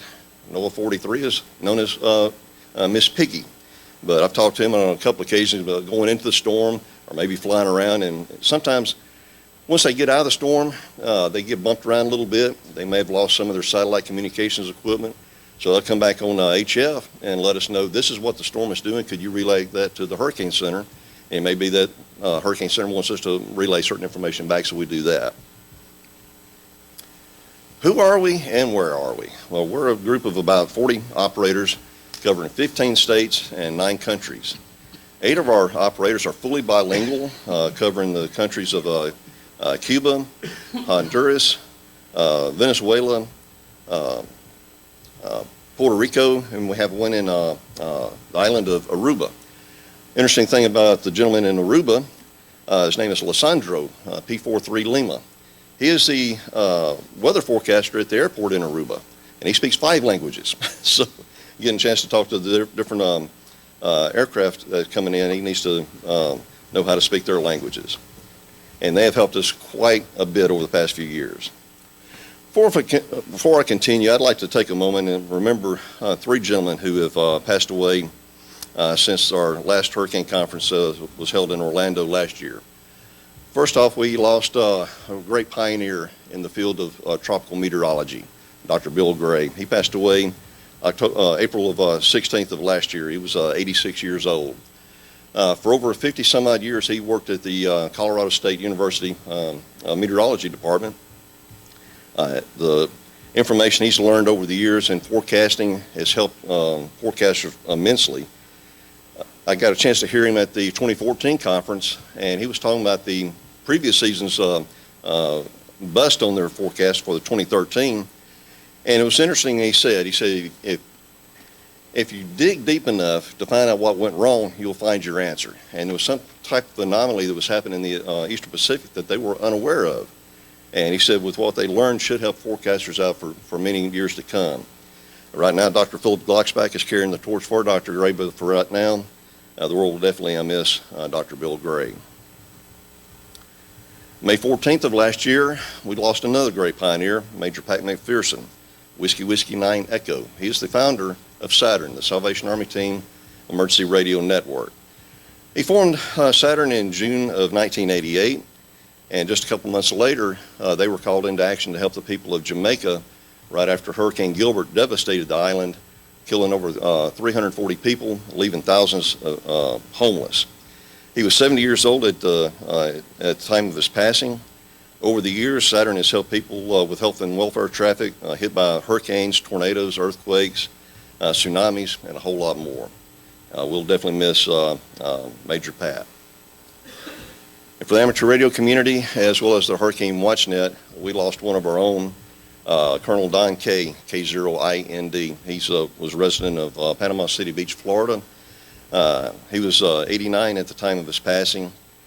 He was my mentor when I came on board with the Hurricane WatchNet. He served as assistant net manager from 1965 until 1988, and net manager from 88 to 92. He served in our U.S. military from 1946 to 1977. I could talk a long time about Colonel Don. He was a humanitarian. I heard on there many times throughout the 90s, throughout the 2000s. He worked with a group that helped missionaries throughout Central America and the Caribbean, running phone patches back to loved ones here in the States, or maybe different doctors that a child may need some help for. And in many cases, there's times a child may need a surgery of some sort. Well, Colonel Don would help that child, working with the different hospitals and airlines to get a plane flown down to that country, pick that child up and one parent, bring them back to the States. Once that child was well enough, they'd fly them all back, all at no charge. A great gentleman, we'll definitely miss him. And for all these family and friends of these 3 great gentlemen, please know our thoughts and our prayers are with you.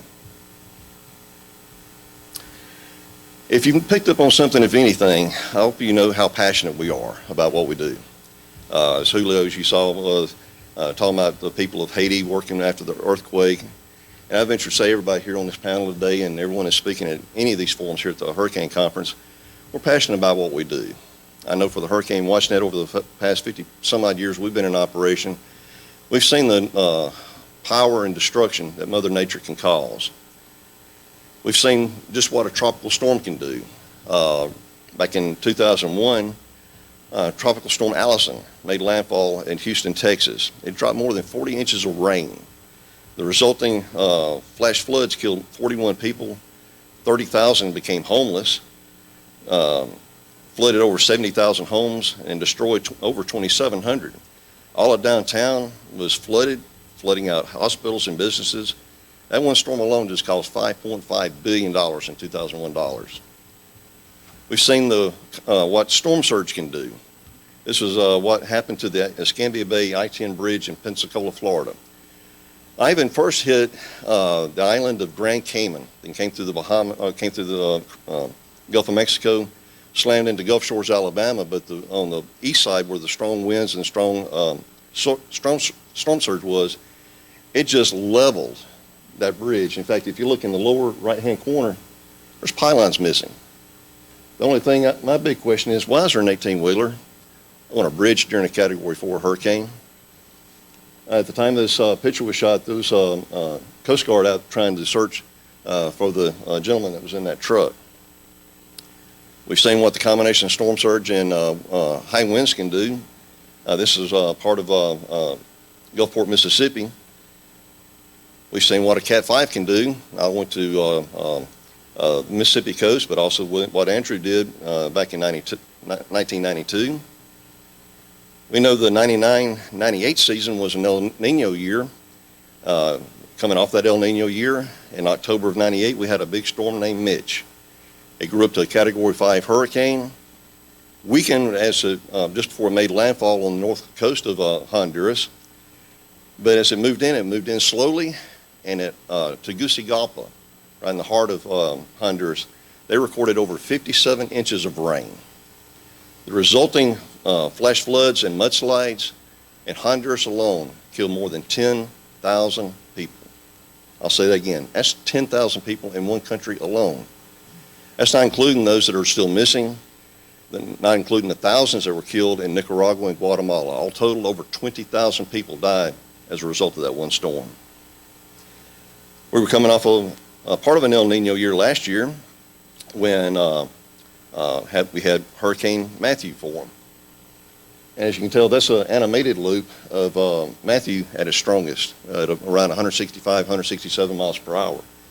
And for a while, it just sat there and stalled right off of the coast of Nicaragua and Colombia before it started turning to head north towards, at the time, we didn't know it was going to hit Jamaica or Haiti. Of course, it finally hit Haiti, then eastern Cuba, Bahamas, and right on up to the U.S. Talk a little bit more on that in a bit. As it did hit Haiti on the western peninsula, this is what's left of the town known as Jeremy. It's on the north central side of that little peninsula. There's a little bit before photo and an after. And the mudslides and the flash flooding and the winds just leveled that town. Other areas were cut off due to the flooding. Other areas were cut off due to the flooding as well as mudslides. As Julio mentioned, they suffered a major earthquake back in 2010. At one time, the forecast for the mountain area of Haiti was to receive over 40 inches of rain. Not to say that 23 inches isn't bad, but if they had got, the damage was, and the death toll was bad enough with the 23 inches of rain. Imagine what it would have been if it was at 40. It's another town that just totally wiped out. Yep, 2016 was a busy year. We had 15 named storms, 7 became hurricanes, and 4 were major hurricanes. And for the Hurricane WatchNet, we had our busiest time in many, many years. We activated for 5 different storms. The first one was Irwin, it hit Belize. Hermine, when it hit the Big Bend of Florida. That one gave us fits. For ham operators, we were scratching our heads. Was this thing really a hurricane when it made landfall or not? Because the reports we were getting in was light rain, winds out of such and such direction, 10 to 15 miles per hour. The thing was, is where the storm made landfall, the hurricane force winds just extended out just a small area. And where it did make landfall, it was actually recorded being hurricane strength. I hit the wrong button there. Back up one. All right, of course, the story of the season was Matthew. I'll talk a little bit on that one in a moment. Hurricane Nicole. The poor folks of Bermuda, I had a good friend of mine once say, if anybody's prepared for a hurricane, it's going to be the island of Bermuda.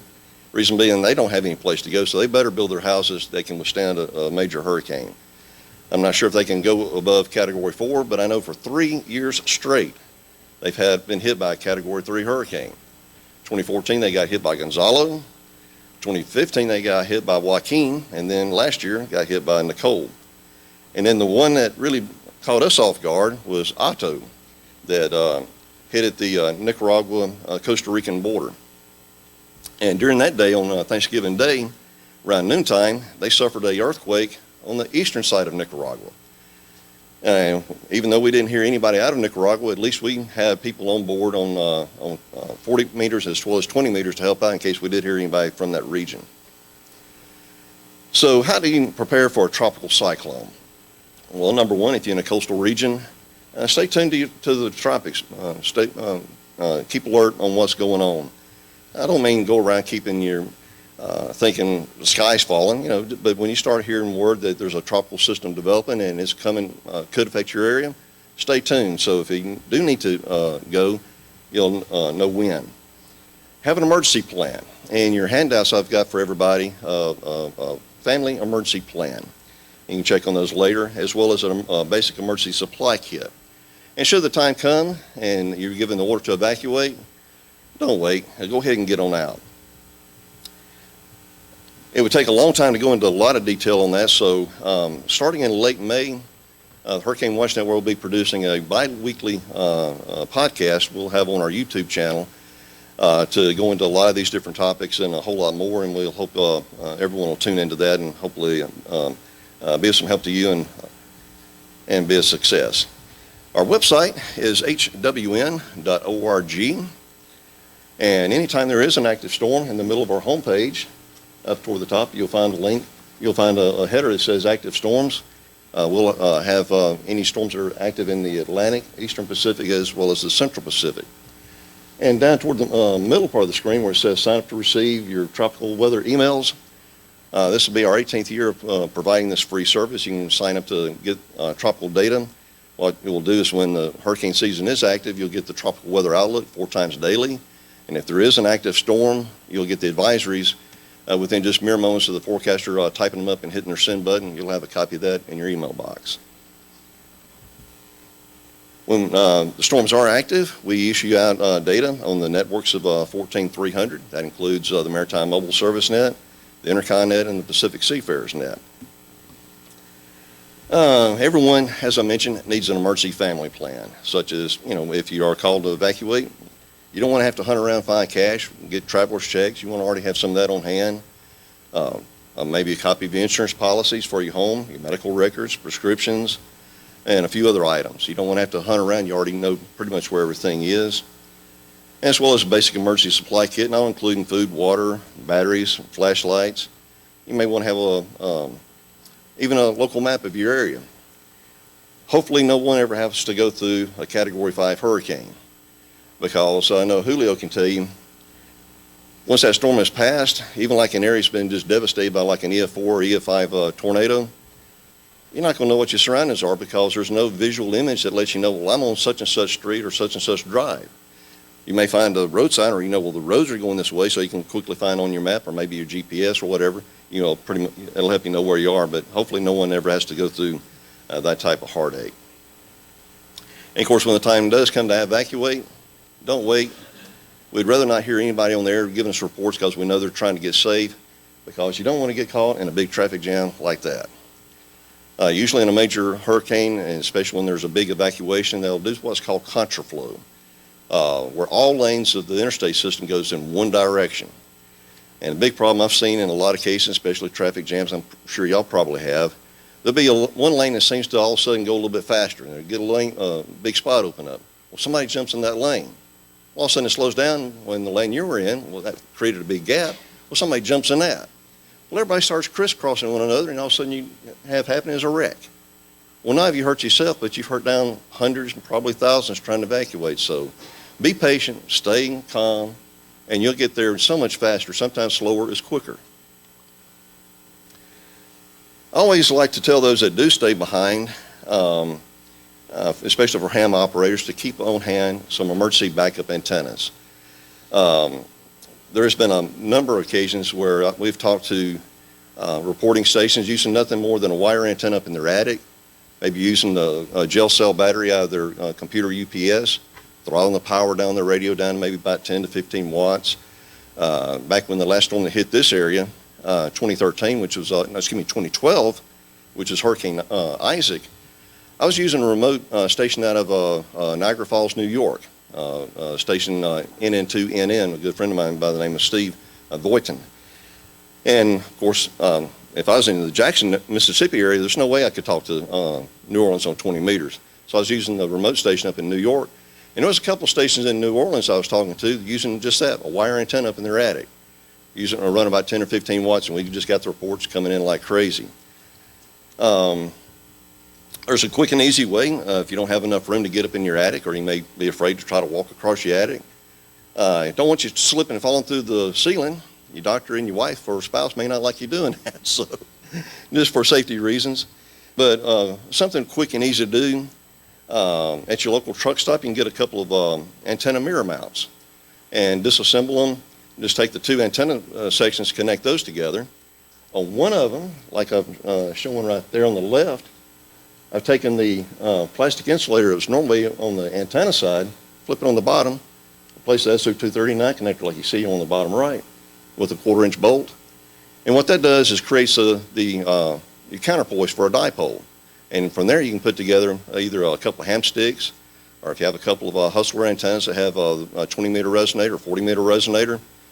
Doesn't take a whole lot of room. You can just drape it across the rafters in your roof, run your feed line to it, you're on the air. Sure, it's not going to get out as good as an outdoor antenna, but they are what they are. They're a backup antenna. And I've got a mock-up of that I'll have up here on the podium at the end of this program in case anybody's interested in looking at it. When we do activate, we post activation notices to the daily users of 14325, as well as 7268 on 40 meters. For the most part of the history of the Hurricane Watch Net, we were pretty much a 20-meter net only. Back in the early 2000s when I was the assistant manager, I have to tell you, it always bothered me us having to close down our net just after the 20-meter band closed up at night, especially when we've got a landfalling hurricane. Hurricanes are like babies. They don't know what time of day it is. We can't schedule a tornado or a hurricane to make landfall just at a particular time, just like you can't tell a baby what time to be born. They're going to make landfall when they get ready to. And the Hurricane Watch Net needs to be ready for whenever that storm makes landfall. So around 2011, we started experimenting with 40 and 80 meters. When I became net manager in 2013, I went ahead and made it policy. When we activate, we're on the air until this thing is gone and no longer a threat. So we'll be on 14325 by day, 7268 by night, and when need be, both bands simultaneously. We also issue information out to the International Boat Watch Net.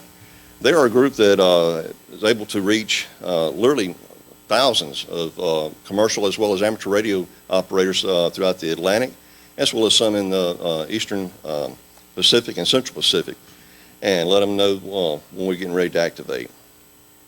We also issue data out to the Waterway and Cruising Net. They're a net that operates on 7268. We always like to thank the ARRL. They're always quick to help us get information out to people. Also keep Saturn involved so that keep them alert with what's going on, so that when things are winding down in a particular area that's been hit by a hurricane, Bill and his group can come in and start helping with health and welfare traffic. And of course many other outlets as well. When activated, of course, as mentioned, we'll operate on 14325 and 7268. And we also work together with the amateur radio station at the Hurricane Center, WX4NHC. When we first activate the net, we usually try to come on about an hour or so, mainly just to line up reporting stations to find out who they are, where they are, and what their capabilities are, whether they, their data that they're given to us will be estimated or measured.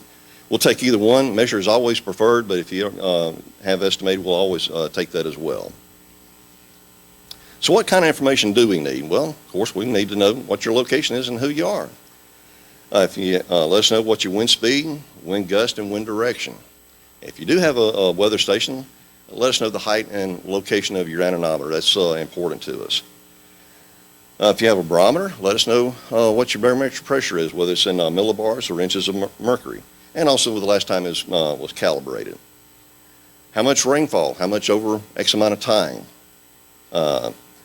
This year, the Hurricane Center will be issuing storm surge advisories. Last year, they were testing out that theory.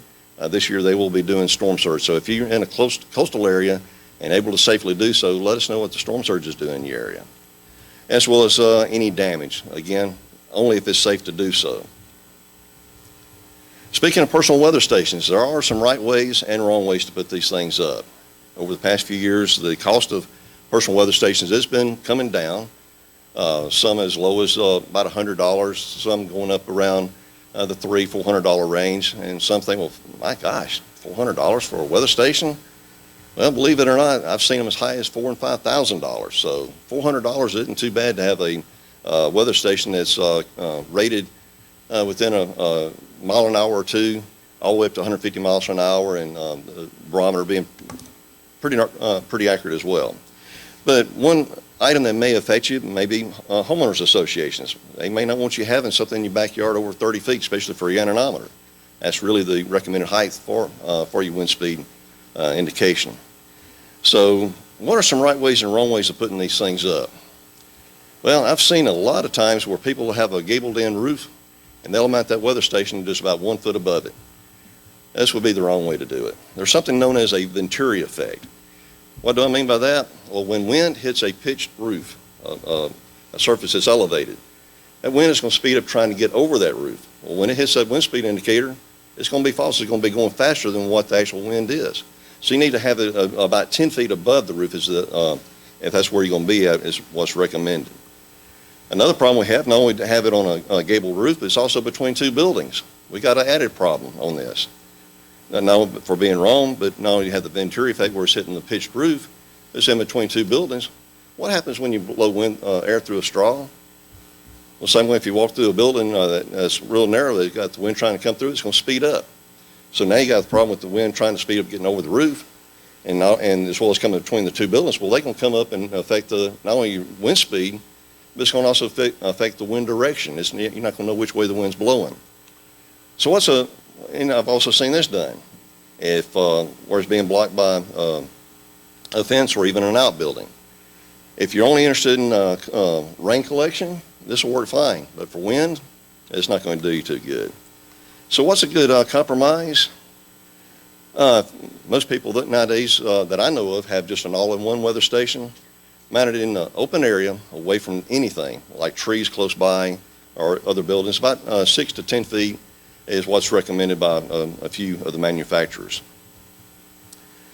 As mentioned, for this year, predicted to be somewhat of a mild season with 11 named storms, 4 hurricanes, 2 to become major hurricanes.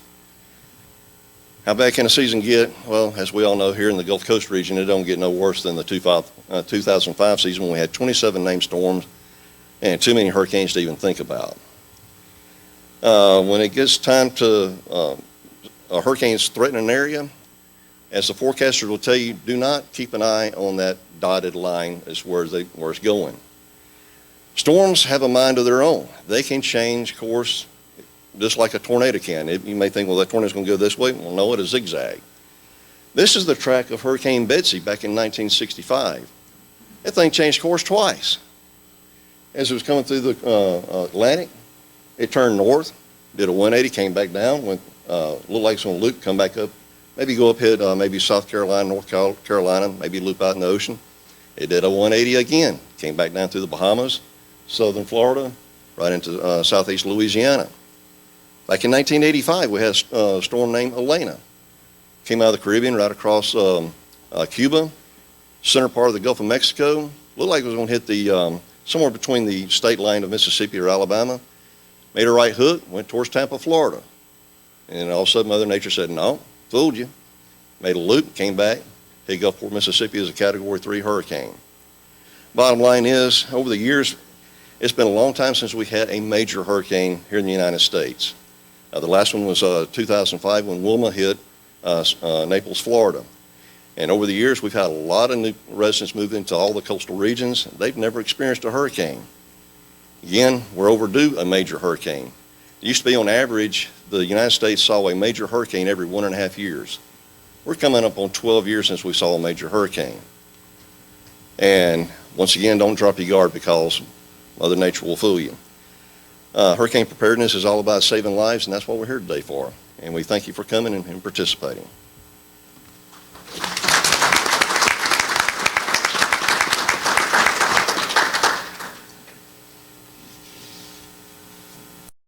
So we'll thank Bobby for his presentation, and so here's what we'll do. As you might guess, we're running a little behind schedule, but I think a lot of great information, and we're trying to keep things flowing. So why don't we take a short break now. Our next presenter is going to be the director of the Hurricane Center, Dr. Rick Knabb, and then what we'll do is have Matt Anderson follow after him. Rick is the guy we've got to work our schedule around, so that's why we'll make that adjustment. And then I'll present on the VoIP net, and Bill Feast will present on Saturn. So he's supposed to be here any minute now, so why don't we take a short 5-minute break since he's not quite here yet. We might have to load up his presentation, and we'll see you guys in a few minutes.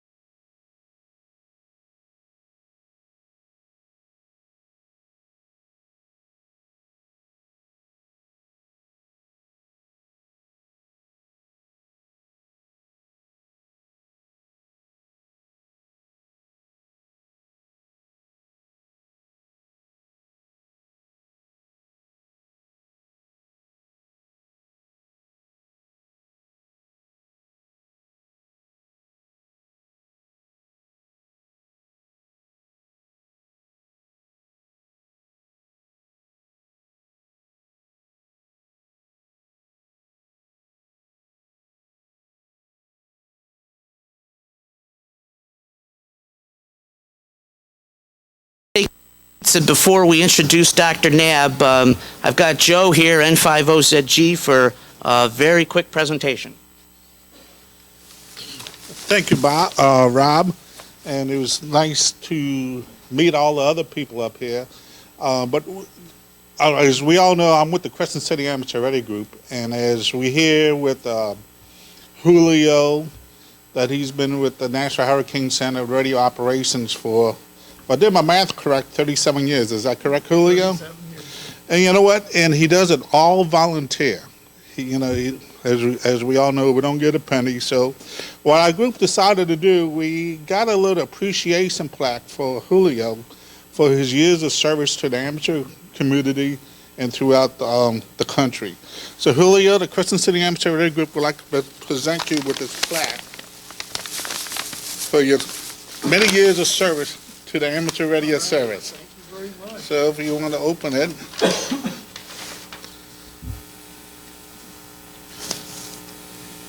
Very nice. Thank you very much. And we appreciate your service, what you've done. And there's another person that he has been a very important role in hurricane communications, and his name is Rob, KD1C Rye. He's actually the Director of Operations for the VOIP net. And again, the Crescent City Amateur Radio Group would like to thank you for your services to the amateur radio community and everything you've done for us. Thank you, Joe. Really appreciate it.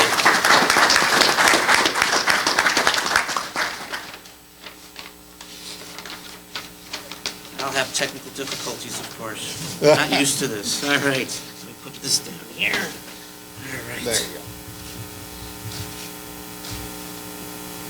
All right, and he wants a photo with the three of us, Julio. All right, the three of us. Let's move away from stand with you. There we go.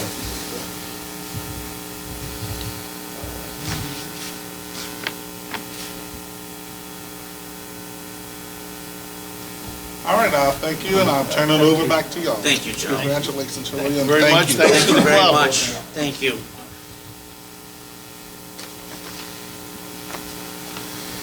All right, so, and the hand is up.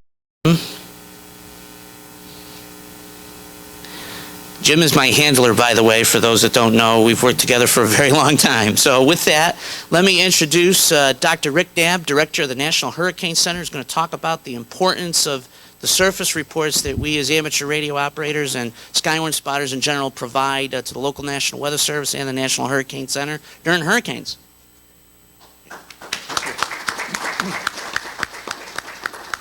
Hey, well, good morning, everyone. Sorry for my delay. Really appreciate your patience, and I'm honored to have the chance to talk with all of you today. How many of you have not heard me speak at this conference to this group before? This is a new thing. Okay, so if I have to tell a couple stories that you've heard before, it's good. You'll have to bear with me. But I wanted to share some of them with all of you. I have always been interested in hurricanes and hurricane forecasting from the time I was a little kid, growing up in South Florida. So this is the thing I live and breathe. And even though I'm leaving the Hurricane Center next month to go back to the media, I'm going to be doing everything I can to get the message out that the Hurricane Center is distributing. We've devised a lot of new products and warnings in the few years that I've been the director, and I'm looking forward to talking about those on television. But I'm also looking forward to continuing to make all of you as famous as possible, because what you all do is vitally important to what the National Hurricane Center, the National Weather Service, and so many of our partners do. And the fact that the vast majority of you do this on a volunteer basis is what makes it so special in my heart. I just want to share with you a couple of stories over the years that I've been doing the forecasting thing and been the director of the Hurricane Center, to just as examples of why what you do is so important. Back in 2005, I had joined the Hurricane Center as a science and training officer in 2001. That's when I first arrived at the Hurricane Center. And when 2005 rolled around, that's when I was selected in that spring to be a hurricane specialist, one of the forecasters. And the very first hurricane for which I wrote advisories as a specialist, and the very first hurricane for which I wrote one of the National Hurricane Center's official reports after the event, was a hurricane named Adrian in the Eastern Pacific. And you're going, so what? What do I care about a hurricane in the Eastern Pacific 12 years ago? Well, it was a very, very challenging storm to keep track of because we weren't flying the hurricane hunters all the way up to the time that it made landfall in Central America. It wasn't going the usual way out to sea in the Eastern Pacific. It was headed toward El Salvador and Central America. And we had hurricane warnings up for them, and then the hurricane started moving toward the coast. We had the hurricane hunters out there, so we knew it was a hurricane. And then as it got closer to the coast, it was approaching land overnight. And we no longer had the planes flying. And the satellite imagery at night, without the visible imagery, it gets a little more difficult to see what's going on. It didn't have a well-defined eye. And we were watching it on microwave imagery. You only get every once in a while when a polar orbiting satellite happens to show up over the hurricane. And we really weren't sure what its intensity and structure were when it went ashore. And operationally, we kept up the hurricane warning. Those countries did. They're the ones who do their own warnings. But with our recommendation, they kept up a hurricane warning. And operationally, our advisories said hurricane warning. I mean, a hurricane had made landfall in El Salvador. And then the next day, there's this little swirl sitting offshore of Central America. And we're not sure what that world that is, and being meteorological experts that we are, oh, well, certainly some trailing circulation got hung up in the mountains, and it created this interesting little swirl. That's interesting. Well, over the next several days and weeks, it was my job to reconstruct the entire event and write the report for the National Hurricane Center on what happened. And the more I looked into it, the data, the more I began to wonder, what happened to the system as it was coming ashore? And so, like we always do, I went hunting for data. And I wanted to find out if we had any surface observations in El Salvador. I just wanted to confirm where the center of the hurricane came ashore and who had what winds. And the more I looked at the satellite imagery, the more I looked at data, the more I started to wonder if that little swirl offshore was telling me something. And so went to Julio and company and asked them if they had any access to data from the event. And apparently there was a whole host of you folks who were out there and communicating and trying to hunt down data for us after the fact. And as it turned out, we got an observation that was collected on a sailboat that was parked in a harbor in El Salvador. And I looked at those data. And by the way, I don't know how many days and weeks it took you all to track down those data for me. So thank you for however many, how much ever part of your life you lost because of me asking for this data. But there were a lot of hops and a lot of communications done with hams, and they tracked down this data and provided it to me, and I analyzed it, and it became obvious that the hurricane never came ashore in El Salvador, and that little swirl offshore was the remnant circulation of what ended up being a tropical depression making landfall farther south in another country. So operationally, we said hurricane made landfall in El Salvador. In my final report, much to the dismay of many of my colleagues, you're going to say in the report that what happened? That a tropical depression made landfall farther south, not even in the same country. But our job in doing these reports after the fact is to get it right. And you all helped us track down those data. And that kind of analysis was only possible because of your efforts. And why is that important? Because we got to get it right, because the historical record is used to verify the accuracy of our forecasts. It's used to create the climatology that drives all kinds of scientific research. So I don't know if you all realize how much you contributed to so much of what our field does by helping us track those data down. But I wanted to thank you for that. I'm still grateful for that. And as a first-year hurricane specialist, you gave me some data to make a very difficult decision and controversial one. And then in real time, that same year, 2005,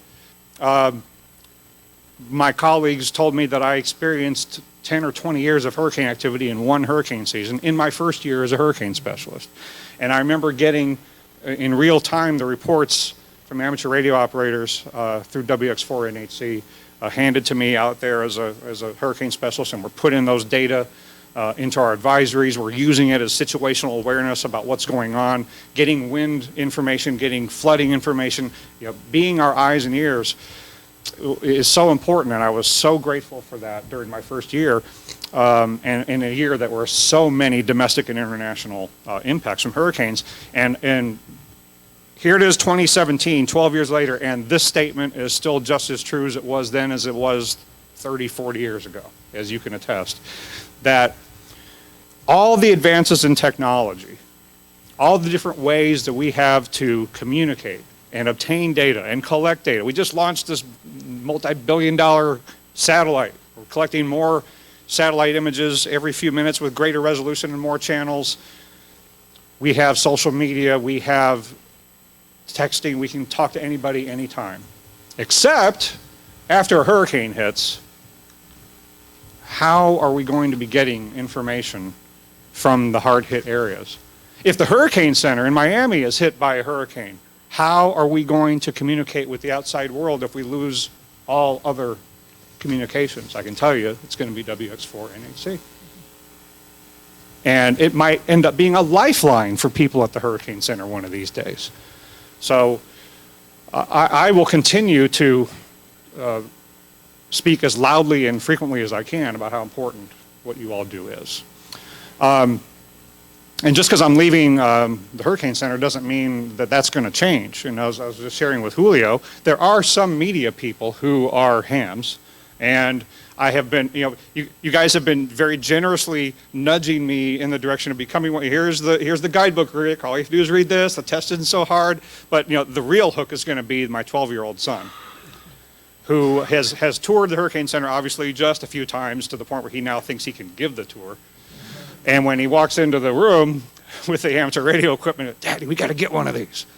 Can you teach me how to do this? He's a gizmo geek, okay? If it's got an electric cord attached to it and it can communicate with anything else, then he wants to learn how it works. But I do see a golden opportunity with me not having to deal with government administration as much as I have been, or other issues, not traveling as much, to utilize all of your expertise and communication as a resource from a media perspective, and to, at the very least, let folks know what you are doing, and to continue to tell your story and the stories that you help us tell by collecting your information that you do.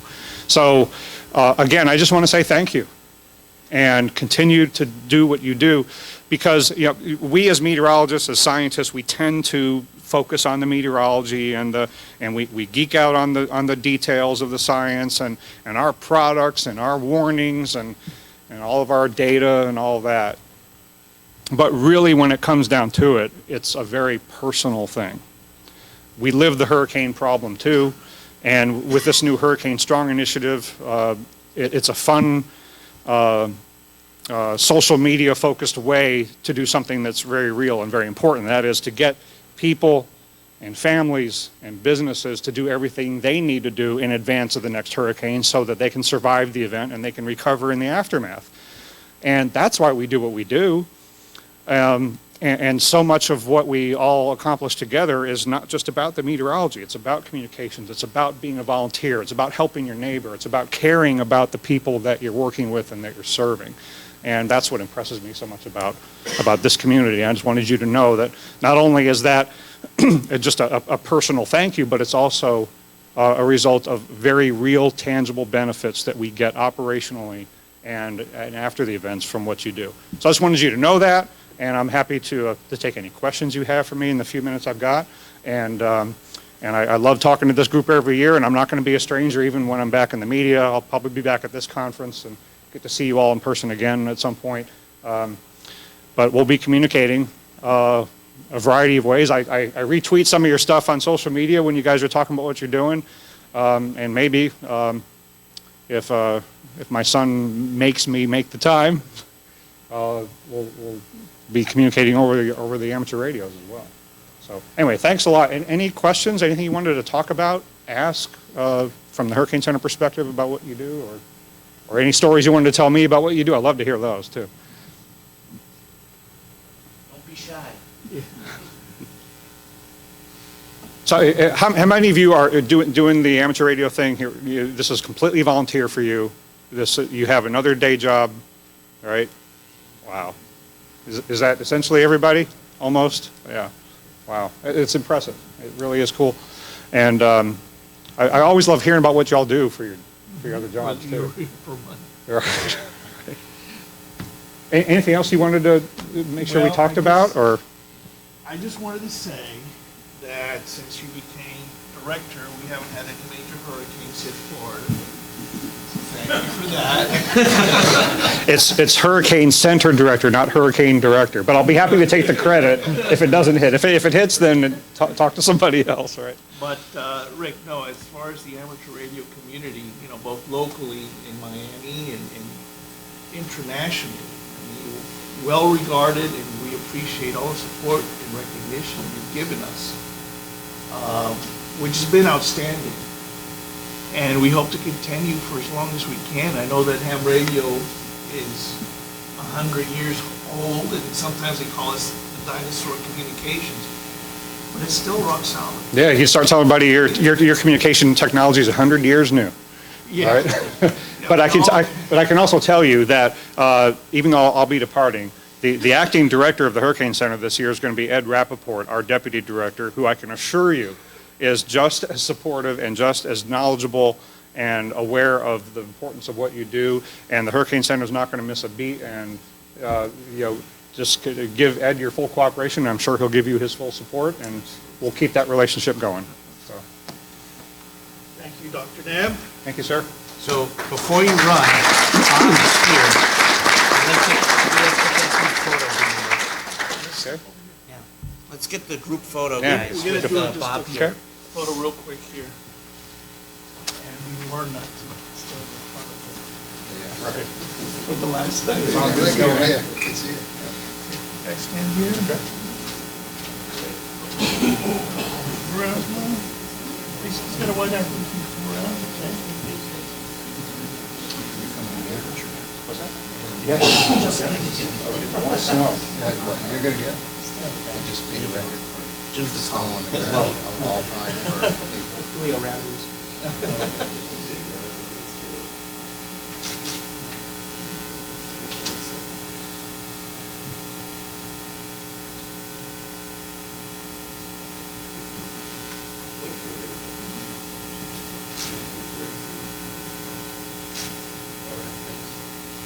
You do that camera too? That's your camera? Yes.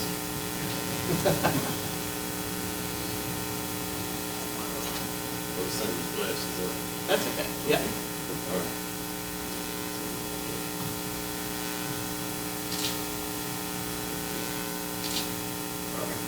Thank you. Thanks so much, sir. Good luck to you. And I'll see you.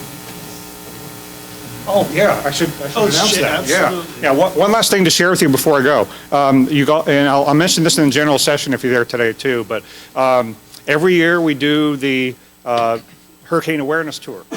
And it alternates Gulf Coast, East Coast, and we did stop here in New Orleans last year on the Gulf Coast version. It's on the East Coast this year, starting up in Canada, going to St. John's, and the trip from St. John's to Long Island, the Monday stop, is as long as the rest of the tour combined. So we're going way out there. We're going to see some snow, all right? But anyway, so that Monday, May the 8th, will be in Islip on Long Island, New York. Then on Tuesday, we're going to be in Washington, D.C. at Reagan National. Wednesday, Raleigh, North Carolina. And then the Thursday, Friday will be Orlando and Miami. And that's a wonderful opportunity, even if you can't be in those cities on those dates, to have an amateur radio representative at that event and communicate and demonstrate to folks how it's done. The pilots, the hurricane hunters will be there, media people will be there. It's an opportunity to to promote what you all do, and I'll mention it during the tour. But and then we'll be back on the Gulf Coast next year. So if you want New Orleans next year, start squawking, and maybe we can bring the tour back next year. So anyway, just wanted you to know about that. Week of May 8th.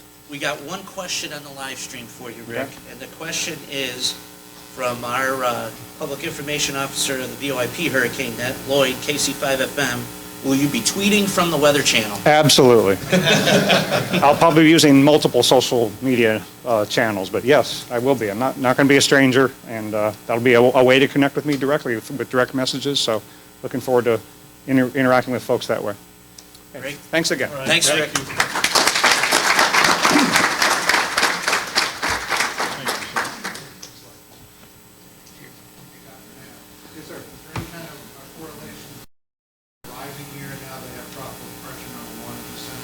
Subtropical system, far from land. We hear about the people on boats, but no, it has. You didn't cause that. No, like I always say, Hurricane Center Director, not Hurricane Director.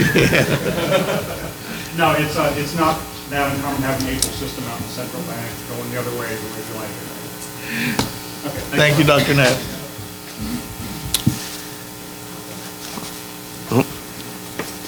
I got the 1 minute hand from, go ahead. All right, so appreciate Rick being here, and now we'll bring it back down to the local area here.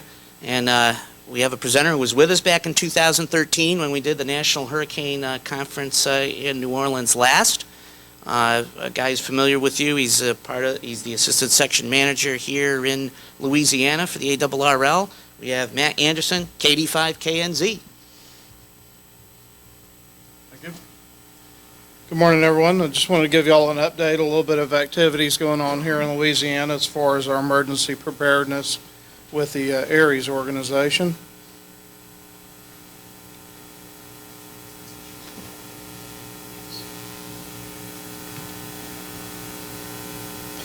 All right, so just kind of going through the years here. Back in 2014, we started revitalizing the organization. We got a new section manager, a new emergency coordinator. We did some upgrades on the website. Our district emergency coordinators and emergency coordinators are given some additional responsibilities. One of the things that we instituted back then was a online database. We do a lot of stuff in Google Documents. It's free, and it allows us to collaborate together. This is a spreadsheet that we work on every month. All of our local organizations send our hours in. We total them up, and this helps us complete the report that needs to get sent into the ARL. In 2014, we also started a Google Groups. We've got a couple different ones now, and we use this to get information out to our local organizations, you know, events like this and other things. Allows us to communicate with our members. We've got about 200 subscribers on that now. In 2015, we did a little work here in New Orleans. The Louisiana Task Force 1 is a search and rescue group. They invited us to come out to their field day, and we got to set up and participate with them. We did, in 2016, had a new section manager, that's Scott Wren. He wasn't able to be with us today, but hopefully he's monitoring online. We got a new command staff. We brought on some assistant SECs, a new section emergency coordinator. Several of us continued our training with ICS 300, 400, and a couple of us got the COML training. The other thing we did, we switched to regional-based operations. ARES in the past had always really been focused on the parish level, and we kind of expanded that out to kind of match what the state does. We've got 9 regions around the state. And our regions actually duplicate what the state emergency management has. In 2016, we had an opportunity to participate here locally with the airport drill in New Orleans.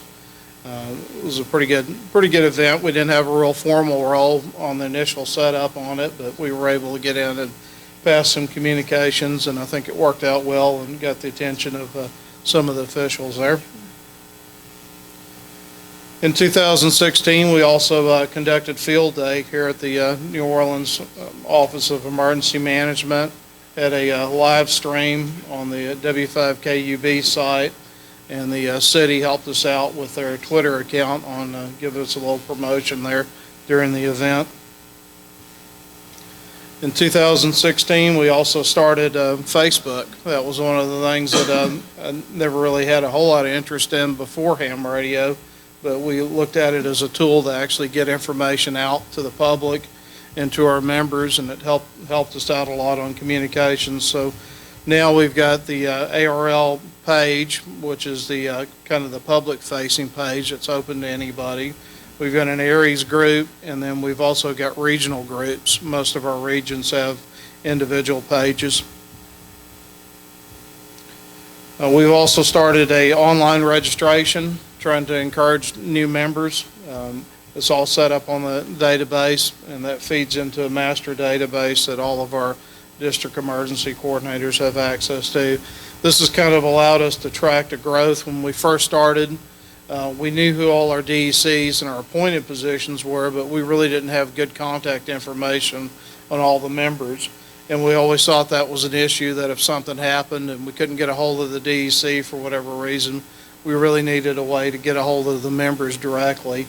So between this and the Google groups, it's really helped us communicate a lot better. In 2016, we also started event reporting. This is something that ARL's had for years. It's called the FSD 157. They just renamed the form a few weeks ago. It's essentially, they want to know what's going on with events, communication emergencies, alerts, drills, tests. It's a real simple form. You just go through there and tell us how many people participated, dates, times, if repeaters were used. They calculate cost per hour at like $19 an hour per person, and then they want to know about equipment cost. And one of the things that we're still working on expanding on this is that can also play into disasters, that FEMA likes to collect this information, and the local governments can use that to get partial reimbursement on some of their funds that they have to have. They consider it like matching funds that could potentially help them out.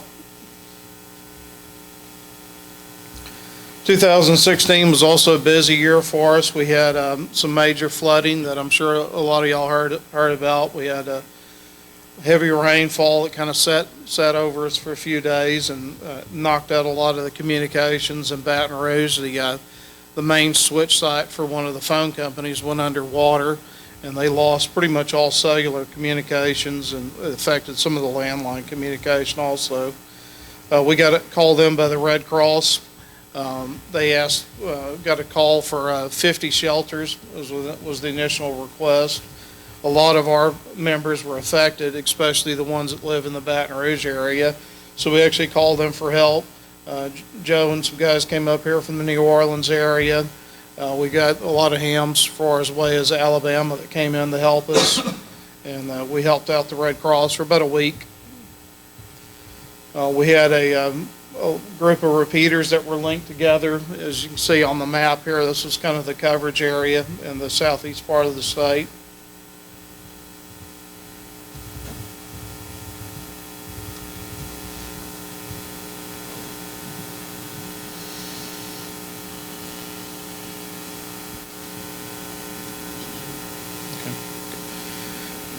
In 2017, we also established a new revised Aries operation plan. Been 4 or 5 years since we went over it.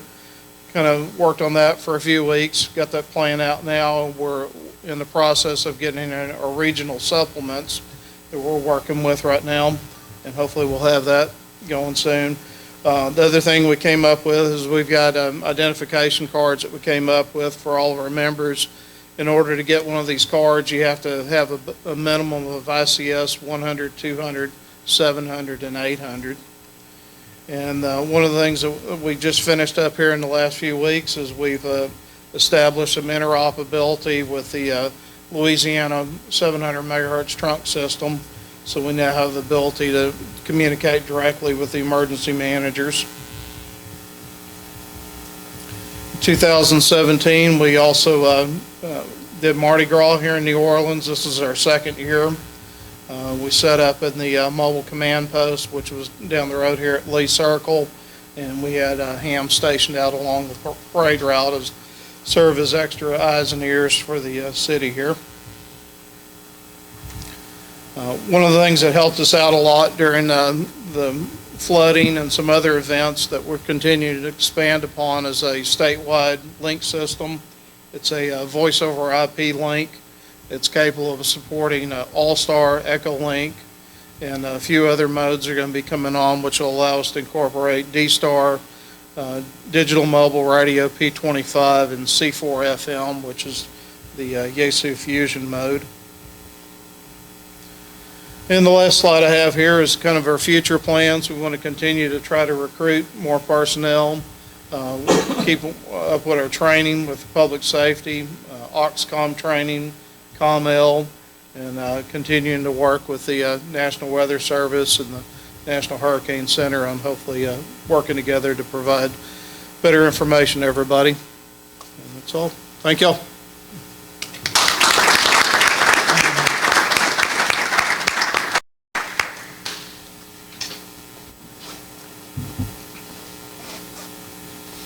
All right, so we'll say thanks to Matt.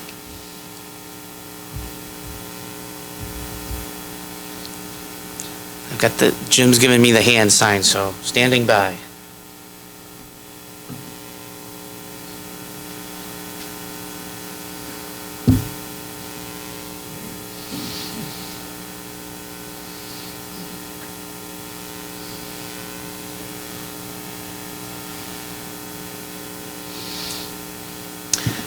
All right, so I want to thank Matt for his presentation and a good update on everything that's going on here across Louisiana. Very, very interesting update being from Massachusetts and where we are with our programs and such. It's good to hear what's going on in a different part of the country and some of the challenges and issues that you guys have had and some of the new things that you're doing down in your area.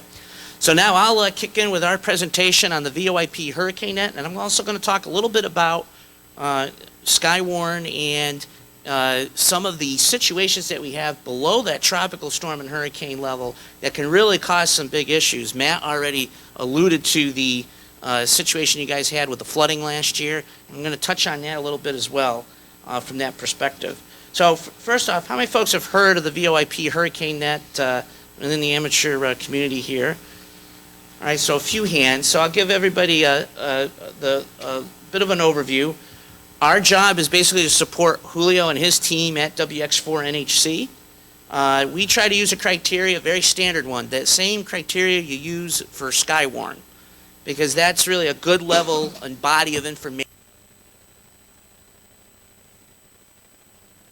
Hurricane Center. And then from there, once they get to a certain level of information, they may kick up to the next level of more serious damage and information, but it gives them kind of the continuum of what's going on when a hurricane or a strong tropical storm that may be near or just below hurricane strength is happening.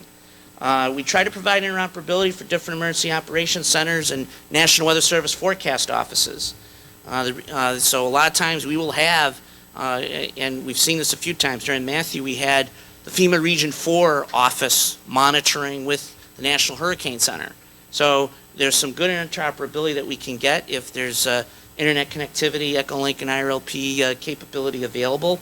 What we have found is if power stays up, there's a better chance that the internet stays up. And just like anything else, it's good to have layers of communication. So if you have this tool available and it works, great. That tool goes away, we go to the next tool. Whether it's the, especially on HF with the Hurricane WatchNet, and all the tools can be used at the same time.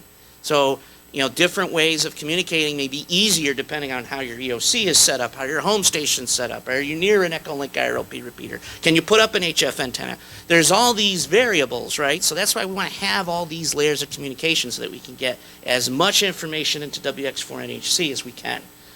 We can liaison to some other of any nets that maybe they don't want to connect up onto our system, but they have a local Skywarn net and they're okay with us coming onto their net and monitoring them or monitoring and asking questions on any of the data that they're collecting. We'll disseminate the Hurricane Center advisories. We're on the Star WX Talk Star Echolink Conference, node 7203, IRLP reflector 9219. And we have a backup system that's noted on the slide as well. Much of this information is on our website, so you can consult that for more of the details. We activate whenever WX4NHC is on the air, and there's some means of gathering information. It's great when we have the Echolink and IRLP notes there, but sometimes we don't have them, but we'll do some other things. There's a stormkrib.com website where there's a lot of storm bloggers on there, including amateur radio operators that'll sometimes post, and we'll monitor that information and send that into Julio. We'll look at social media. We're looking anywhere we can to gather reliable information, or at least information that they can then look at and determine the level of reliability. And we're doing the same thing as we receive the information.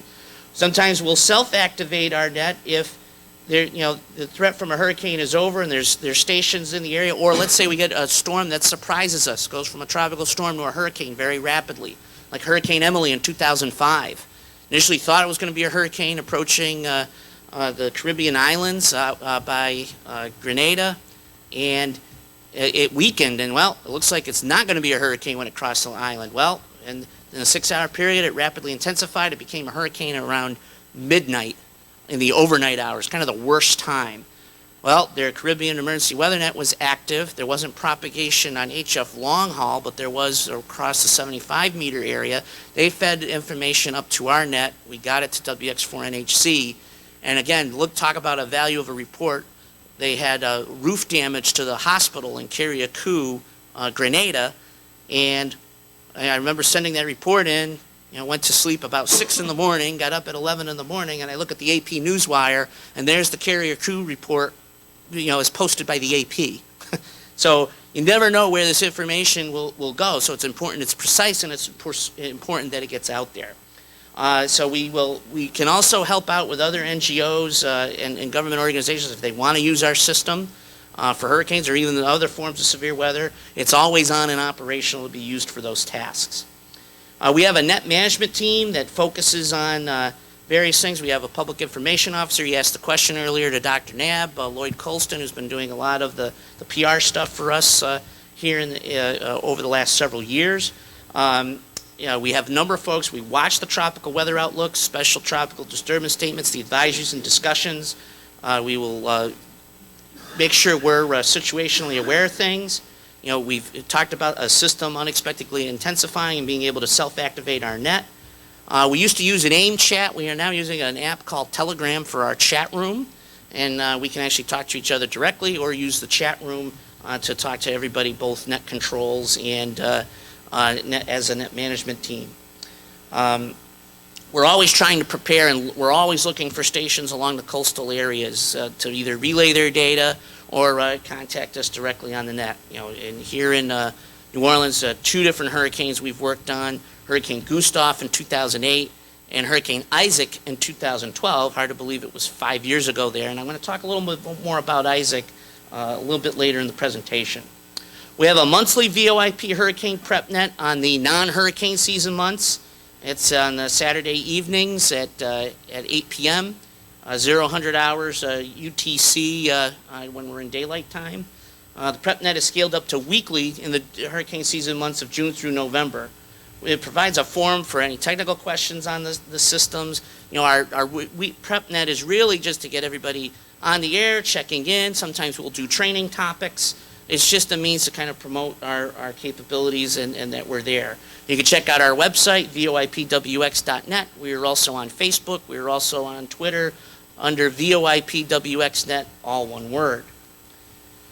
So putting it all together, so what we're able to do is we can have an Echolink PC user or a cell phone user, a repeater or linked repeater system, or simplex link on the Echolink side. On the IRLP side, we can have repeaters or simplex links connected in. And this allows us to get to a number of the amateurs that maybe they can't have HF, they're in an apartment, they don't have the privileges for HF.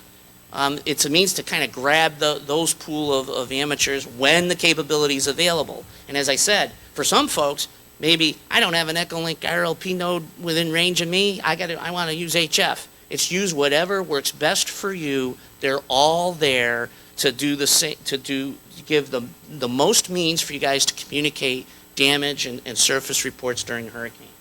So this is just a very simple diagram of how we can tap into a different pool of resources that we couldn't in the past. Technical information, there are ways to check your node's audio or your PC's audio or cell phone using the EchoTest conference on Echolink. There's an IRLP channel to do that as well. Some folks have asked about other VoIP technologies. All-Star can connect in through Echolink. We're looking at the D-Star and DMR and the other technologies. Is there ways that we can bring those in where it makes sense? And I think it's becoming more and more technically feasible, but it's making sure we kind of preserve the benefits of those technologies across the continuum. And then we have the VoIP Hurricane Net activations from this past year. We were active for Hermine when it impacted the panhandle of Florida. Bobby covered that very well. Hermine hit an area that was a wildlife refuge. That's where the center of the hurricane. So we were just like, where are all the wind reports? Now, once it right around the edges of that refuge and a little bit farther inland was where there was a lot of damage and power outages for several days. But it was a pretty rural area, and that impacts how many reports we get. Sometimes it's hard to know the intensity of these systems if they're hitting a very rural area. It's true of tornadoes. It can be true of hurricanes as well, especially those hurricanes that are much smaller in size. And Hermine at that time was not a very large system. Hermine would end up making for a windy and a little bit rainy, not as much rain, but a definite windy day in southeast New England. We had winds in tropical storm force criteria in southeast New England during Hermine on Labor Day. And we were very fortunate. We had some events in the morning. The strongest winds came later that day from Hermine, but below hurricane strength, and the system would weaken later on Labor Day into that Tuesday. And then there was Hurricane Matthew, which was a multiple long duration activation spanning pretty much a week. And I think it was the first really long duration activation and significant level of support we had to offer since 2012, since Sandy, since Isaac. And I think it kind of got everybody kind of back thinking, oh yeah, we can get these systems, and sometimes we're going to have to be active for a very long period of time. And we're going to look at some things that we're going to improve there based on what we experienced there. And then Hurricane Nicole impacting the island of Bermuda. Again, this was a case where we were actually communicating with some non-amateurs that we had access to that were giving us reports. And the Hurricane WatchNet was active getting reports from hams on the island. We were also looking at, there are quite a few weather stations online that we were feeding data into the Hurricane Center so that they could look at that data. And actually one of the hurricane specialists contacted me kind of reviewing a lot of the data that was collected from those stations and some of the information and so forth. So helpful for the historical record. We did have a couple of informal activations. There were actually some amateur radio weather stations online in the Azores that we looked at, and the center of the strongest winds from that stayed offshore, and I think because of how cold the water was at that time, those winds were really having a hard time reaching the surface, so there wasn't anything big with that system. And then Otto out in Central America, again, not many nodes in that area. It was really a mission for the Hurricane WatchNet, but we did keep an eye on social media and whatever we could to gather any information we could for Julio and his team. Remembering Hurricane Isaac, 5 years later. So this was, to me, one of the best examples of our net being able to have access to the local area and getting that information. The information is being shared with Slidell. We're sharing the information directly to the Hurricane Center, and you say, well, doesn't the Weather Service send the information to the Hurricane Center? Sure they do, but it'll depend on how busy the forecasters are. They may not get the information for a couple of hours. If we're sharing it with all the agencies near the same time, everybody has the same situational awareness picture, and that's really important. So I can remember a significant number of reports that we gathered in Isaac, even though he was a Category 1 hurricane. Well, he parked off the southeast Louisiana coast and made a big mess, from the perspective of it just didn't go away. It hung around for a long time. So we had a lot of flooding from heavy rainfall. The duration of those winds, although not as strong as a Katrina or so forth, caused quite a bit of damage, mostly to trees and wires, some structures, and a lot of the information from the local group here, the local groups in southeast Louisiana were very helpful during this hurricane. And this data again, was used right in the advisories, the amateur radio reports from parts of Louisiana, and they were coming from your efforts. So for us to be effective, whether it's the Hurricane Watch Net, the VOIP Hurricane Net, WX4NHC, we got to have the contact with all of you locally to be able to share that information with the different agencies. Preparations for next season. So we are definitely looking for net controls. We're I think because of the inactivity, people, I think we're like, oh, well, I don't know if we need as many net controls. We're not getting as many hurricanes, but we definitely could use them. We use them on our prep net weekly as we approach hurricane season, monthly in the non-hurricane season months, and definitely during activations. We like to try to keep the net up 24/7 because the weather doesn't know time zones, and because we have the ability to just connect up with the different nodes, we can keep the system up for a long period of time. So we'd like to get more information and net controls to help around the clock when we can. We even use net controls outside of the U.S. For some of the overnight hours. We always participate in the WX4 NHC communications test. We also want to improve our listen-only capabilities. Again, I think because we hadn't had a big event in a while, a lot of those folks that would connect up kind of automatically haven't in a while, and so we're going to make sure those things are in place for the new season. And we're always just recruiting for different coastal stations, to give us the reports that we can share with the Hurricane Center. And I think that's a mission just across all of the different nets and groups that you've heard from today. We're always looking for data. These are the links to the IRLP and the general IRLP and EchoLink website, as well as social media. We also have a Yahoo group. And again, you can visit us on voipwx.net. And here's our contact information. All of this is on our website, so you can check it out from there. Now I'm going to get into quickly the best practices in Skywarn from a tropical and post-tropical systems perspective. And I go through a few cases. These are all cases where we really didn't have, except for maybe one, if you get into the debate meteorologically of whether Sandy was a hurricane when it affected the mid-Atlantic. This was, there are a lot of systems that can have a significant impact that they may have a tropical connection, but they're not a hurricane. Just because WX4NHC and the VOIP Hurricane Net and the Hurricane Watch Net aren't necessarily active, it doesn't mean that it isn't significant. And it could be a very important mission for Skywarn on a regional level that could eventually get into communications for Red Cross and other agencies, and that's something you guys want to be prepared for. And if you're prepared for those, you'll be prepared for when we have those hurricanes, and then it's just, okay, do I have that path to the WX4NHC through either the Hurricane Watch Net, the VOIP Hurricane Net, or whatever other means? Yes, I do. Okay, I'll make sure that they get the information as well. And so these are just credits from some of the photos that we'll be going through. I kind of covered what we're talking about here in terms of these best practices. And up in New England, we'll get some very large systems that are, again, those tropical systems that are becoming post-tropical, like Bob talked about earlier this morning, where they get larger in size and they can cause a lot of damage and issues, but they're no longer necessarily a hurricane when Julio and team would be active. So let's see. So we'll go to case one. This was Charleston, South Carolina. Remember Joaquin? Remember it was looking like it might affect the U.S. East Coast, then took the right hook to Bermuda? Well, one thing that can't go forgotten with Joaquin is the moisture feed that got entangled with the front that caused tremendous flooding in South Carolina. Joaquin never affected the southeast U.S. coast directly, but its moisture feed with the front did. And the result was the flooding that you see in those pictures. And they had issues for over a week after this event occurred.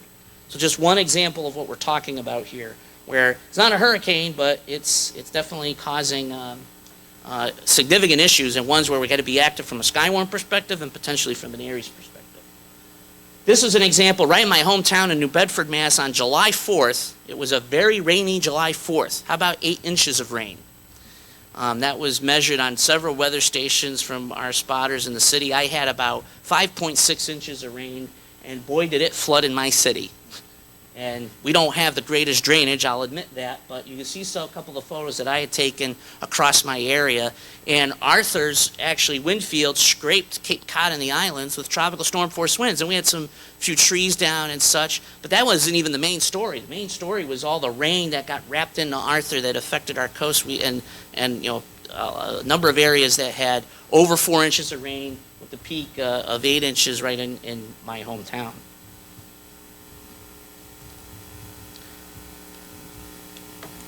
Then about Hurricane Irene, that was 2011, weakened to a tropical storm.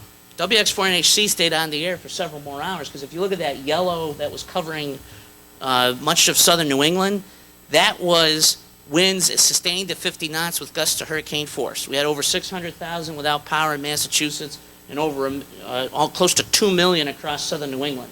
There was historic flooding in western New England, in Vermont, western Mass, northwest Connecticut, but it was not a landfalling hurricane. The last landfalling hurricane in New England was Hurricane Bob in 1991. It's been a long time, but yet this system, as a strong tropical storm, did the damage that you see in the pictures in the track. And again, this was a case where, because it was a hurricane, WX4NHC was active, and they stayed active for several more hours because there was a lot of reports that were fed into the Hurricane Center, even though it had just dipped below hurricane strength. Post-tropical cyclone Sandy. That's what it was called officially back then. I think now it would be considered a hurricane. But again, whether it was a hurricane or not, this was a huge system. Even though we were as far away as we were from the center of this storm, we had conditions, tropical, storm force winds, gusting to hurricane force. We had, again, roughly around 1 million without power. It was a little bit less impact than Irene in our area, and certainly way more impact in New York City, New Jersey, and those areas. And technically, by the meteorological definition at that time, it wasn't a hurricane, but it was a huge system, and WX4NHC was active for that. So I'm just trying to get folks to think, sometimes don't worry about whether it's a hurricane or not. Listen to what's the impacts are going to be. Are they going to be significant enough where you're going to have to be active with Skywarn, you're going to be have to be active with the Aries. And yes, I brought up a local example from South Central Louisiana and the floods. So I'm on the CSART group, and I saw some of the notes from Joe and others about the flooding and Skywarn activation, and then the Red Cross deployment. And that you guys were prepared. You activated. You got you got reports in. I saw Matt's comments and some of the other comments about bolstering your Skywarn program. Brilliant move. That's one of the best ways we can serve when communications aren't necessarily down, both with data that we generate on our own and also, looking at social media. Many of you I know are at EOCs or in public safety, relaying the reports you're getting there. It builds a huge situational awareness picture. We got to be there when all else fails, because it does fail. Maybe not as much as it used to, or you need that Katrina and such for those things to happen. But there are cases where communications are functional, but having those additional ways of forwarding information, new information, managing what information's out there, what's precise, what is it, very important to our agencies. And if we're doing that in those situations, we'll be remembered when things fail. And you guys are doing an excellent job in that area across Louisiana. And then finally is Tropical Storm Debbie, which is another example of significant flash flooding. It caused record rainfall in areas and significant flooding of urban areas. Again, just a tropical storm. Not necessarily going to be a WX4NHC or Hurricane Watch Net activation, but it's certainly a regional activation of Skywarn that could cause an activation of Aries. So, as you can see from the case studies, don't, just because it's not a hurricane, don't think the media has it covered or social media.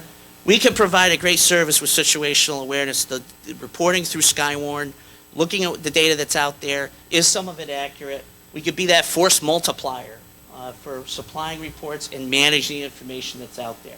And then if the situation deteriorates where you need communications for Red Cross or communications emergencies occur, we're just kind of switching, we're doing the same things that we're doing, and then we're adding that into our operations in a seamless way. So, as I said, the hurricane, we're the original form of social media.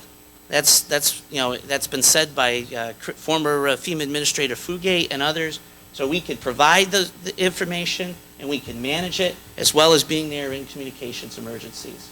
And again, don't think that if a tropical system doesn't have the Hurricane Watch Net, the VoIP Hurricane Net, or WX4AC active, that it may not cause a serious problem, because it definitely could, between the rainfall, storm surge, does it hang around the area for 2 days? There's a lot of other factors. So look at the impacts. Don't get hung up on the different words and what the system's classified as, whether it's a Cat 1 hurricane, a Cat 5, or a non-hurricane related system.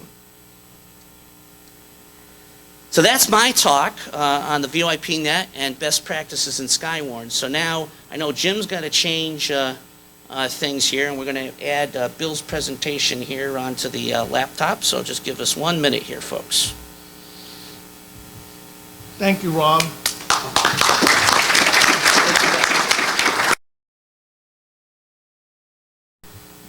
Did you give him your thumb drive? No, oh, he's got it. I got it right here. We had to put it on Jim's computer too for the live stream. Okay.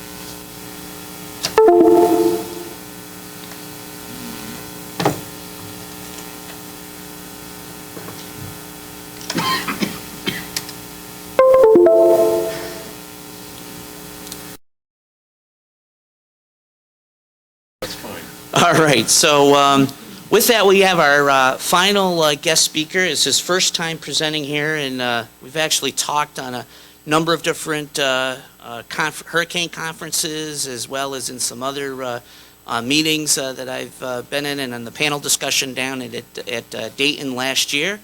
I'd like to introduce Bill Feast. He is the Saturn coordinator, and he's going to talk about Saturn during hurricanes. Bill.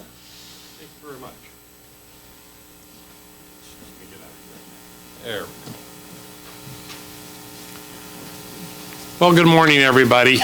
I appreciate the opportunity to be here and talk with you all. I want to say hello to the folks that are watching on live stream. My name is Bill Feast. My call sign is WB8BZH, Willie Baker 8, Baker Zulu Hotel. I am the National Saturn Liaison for the Salvation Army. Saturn is the Salvation Army Team Emergency Radio Network. I'm also full-time. My job is to be the disaster liaison for the Alabama, Louisiana, and Mississippi Division of the Salvation Army. So I manage all of our relationships with our government and nonprofit partners in those 3 states for disaster work. I'm also a certified emergency manager through the International Association of Emergency Management. I began my career with the Salvation Army with Saturn, so Saturn's really very important to me. Saturn is basically a set of emergency disaster services volunteers who are licensed amateur radio operators that support the Salvation Army ministry by providing the Salvation Army with auxiliary communications. Now, Saturn is not a separate program within the Salvation Army. It's a part of the Emergency Disaster Services program. So it's a specialty within that disaster services program. There are about 4,000 registered Saturn volunteers in the continental United States. Not all of them are active or deployable at this point. Many prefer to, or sometimes only can, work from their homes to handle health and welfare traffic, which is one of our primary missions. There are also over 180 registered Saturn members, volunteers outside of the United States in countries all over the world, a lot of whom are in Canada. Saturn has a specific interest in seeing the number of Saturn operators grow in the Caribbean. We would very much like to have additional contacts and increased contacts in the Caribbean. We conduct 2 international nets. One is the International Saturn Single Sideband Net on 14.265, and the other is the International Saturn Digital Net on 14.065, and I'll discuss both of those nets in more detail in just a moment. There are also a number of territorial nets. The Salvation Army is broken up into 4 different territories in the United States, and then Canada Bermuda makes a 5th territory for North America. So each of these territories have a net, and there's also one for Australia. There may be others in other parts of the world that I'm not aware of. There's also a number of divisional nets. All of our territories are broken up into divisions, and then the divisions are broken up into local nets, and a number of these divisions and local areas also have their own nets. Primary missions for Saturn. Primary mission of all of our nets is to provide regular opportunities to practice net skills and to provide standard frequencies for handling emergency, priority, and health and welfare messages during emergencies and disasters. Another major mission is to provide a ministry of fellowship for like-minded amateur radio operators who are interested in supporting the Salvation Army. The Salvation Army is a church. Ministry is important to us, and this is just one more form of ministry that the Salvation Army is engaged in. Activation protocols. The International Saturn Single Sideband Net meets daily, except Sundays, at 10 o'clock Central Time. We recently changed from Zulu time to Central Time, primarily to help our stations out on the West Coast. We found that Zulu time, when it changes, I believe it was from daylight savings to daylight standard, all of a sudden the West Coast, it's too early in the morning for them to be able to get into the net. So we switched to a standard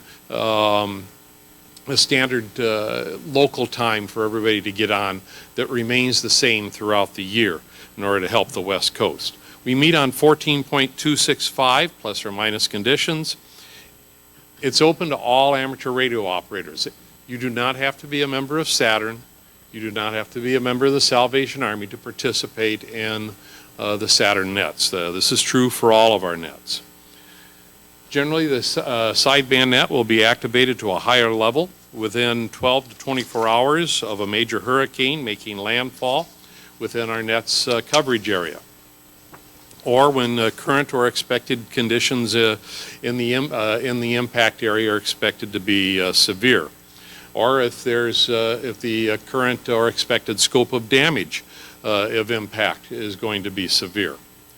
We also at times will activate in cooperation with our partners, such as when we are asked to activate by a partner or official sources or amateur radio operators in the impacted area.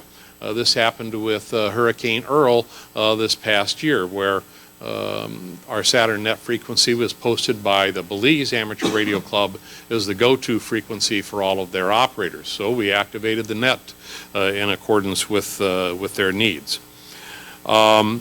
Occasionally the Salvation Army may ask us to activate our net, and of course obviously we'll activate when they want us to as well. We'll generally publish our increased activation level on Saturn.org and our National Emergency Disaster Services website, which is disaster.salvationarmyusa.org, and by email to all of our partners. The International Saturn Digital Net meets weekly on Saturdays at noon Central Time on 14.065 megahertz. The default mode is Olivia 8500 with a 1000 offset. The net control is usually Whiskey Baker 5 Alpha Lima Mike, which is based at our Disaster Services Center in Jackson, Mississippi. Again, the digital net's open to all amateur radio operators. You don't have to be a member of Saturn or the Salvation Army. The activation of the digital net generally follows the same protocols as I just described for the single sideband net. Activation levels for the two nets may often be different. They may not be activated at the same time or at the same level if they're operating simultaneously. Coordination with our partners may include Saturn operators listening to or assisting our partners on their nets, in addition to or in lieu of the activation of other Saturn nets. The primary goal would be to assist these nets with handling any health and welfare messages that come out of the impacted area. Territorial, divisional, and local Saturn nets may also be activated depending upon where the storm is at and upon the need in the area covered by those nets.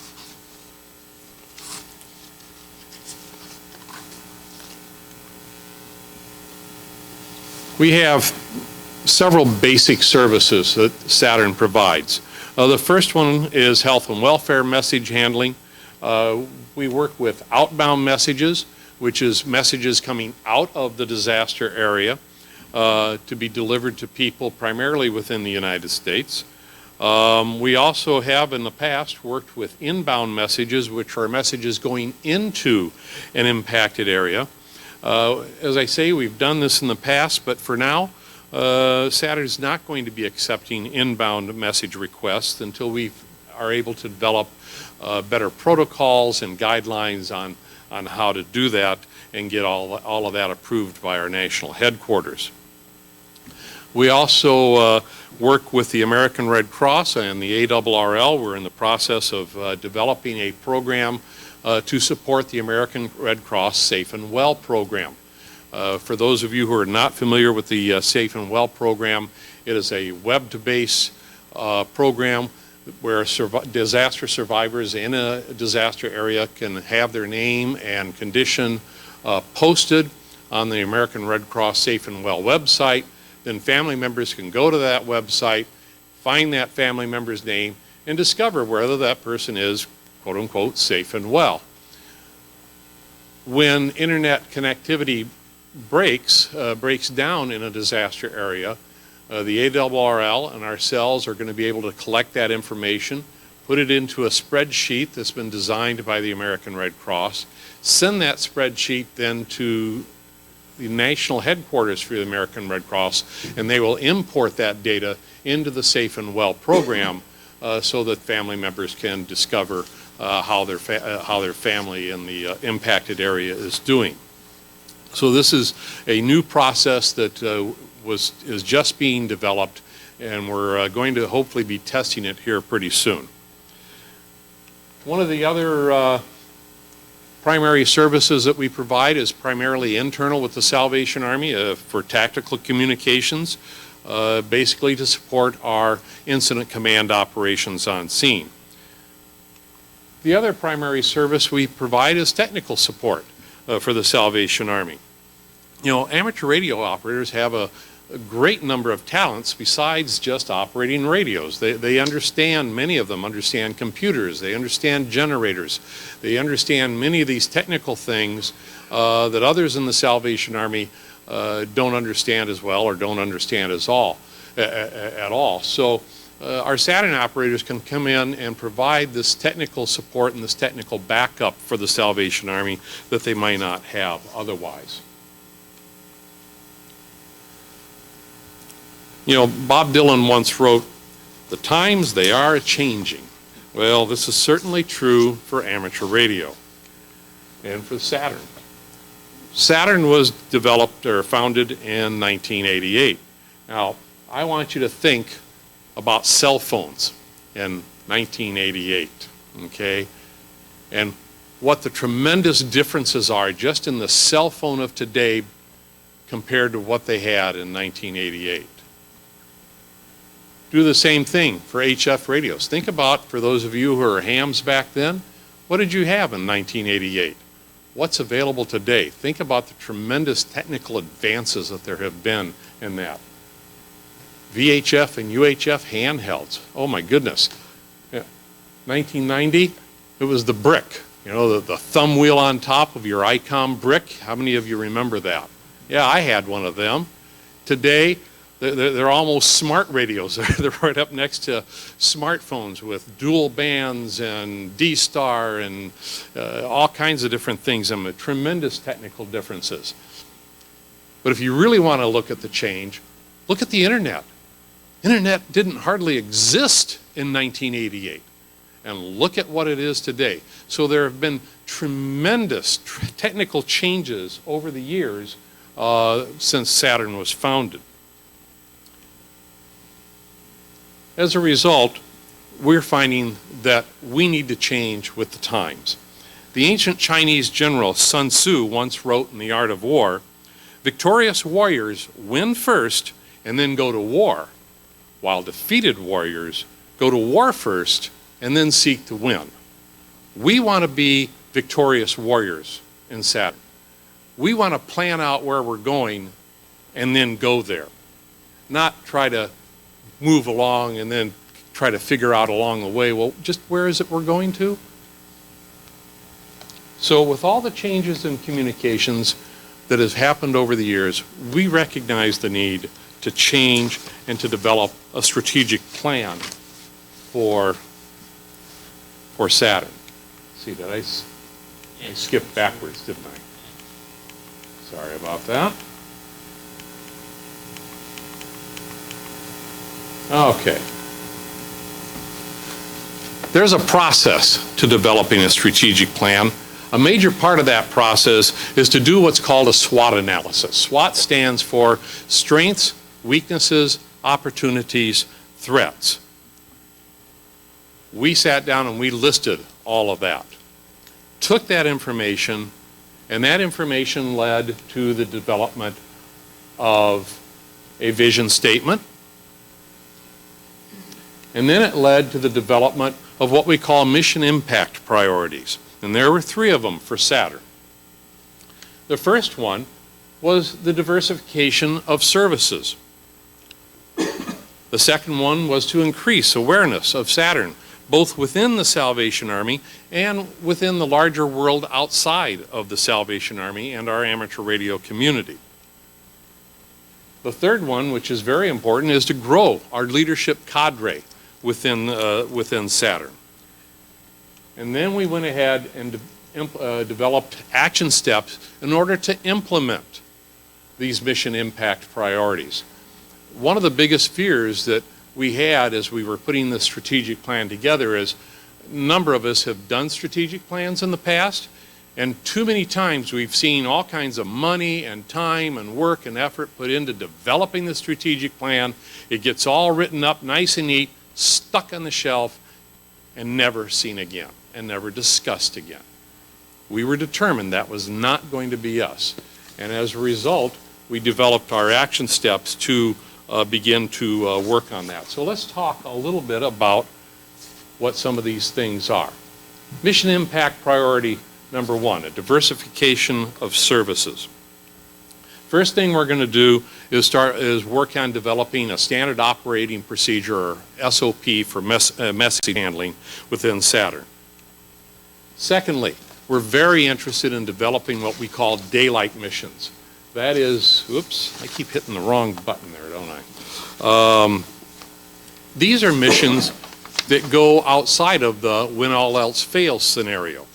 We are convinced that with the robust and resilient technology and communications infrastructure that we have today, it can still fail.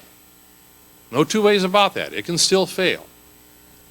But it's becoming increasingly less likely to fail as time goes on. If we wish to remain relevant to the Salvation Army and to its communication needs, we need to develop services that we can provide when all else doesn't fail. When the communications infrastructure is working just fine, thank you very much, so that we still have a job to do. We also want to begin to utilize some of those new technologies that are available to us in these missions. You can see some of the technologies that are out there. You know, there's drones, there's mesh networks, there's all kinds of new technology out there that can be used for daylight missions. We want to start developing some of that. Mission impact priority number 2, to increase the awareness of Saturn. Certainly we want to increase our media outreach to our own Saturn members, to our own Saturn volunteers. We are working on updating Saturn.org to be more relevant. To be honest with you, Saturn.org was extremely outdated until just very recently. And you'll start to see it's already being updated as we go along. So it's new now compared to what you may have seen just a couple of months ago. And we're continuing to work on it and update it as we go along. We need to educate Saturn about the Salvation Army. A lot of our members have very little contact with the local Salvation Army. We would like to change that. We'd like our folks to understand the organization of the Salvation Army a little bit better. The reverse is also true. We find that the Salvation Army really does not understand Saturn very well, or what it can do. How many of you run into that when you go and talk to emergency management or other served agencies?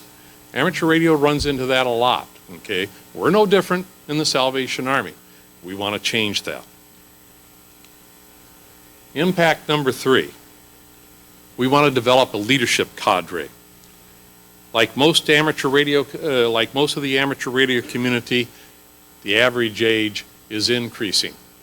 Look around the room. What's the average age of the people in this room right now? Okay? Not a lot of young people in this room. This is typical of amateur radio all over the world. This is a worldwide concern for amateur radio. And we need to work on developing that new cadre, those people who are going to replace folks like me and like you someday, not too long, frankly, in the future. To do this, we want to begin to develop divisional Saturn coordinators. We have about 40 divisions in the United States, and there's probably another 10 in Canada. We have some divisional Saturn coordinators in the United States and in Canada, but certainly not one in every division by any means.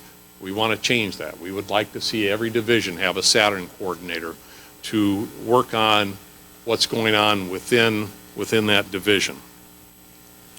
It's going to include mentoring future Saturn leaders.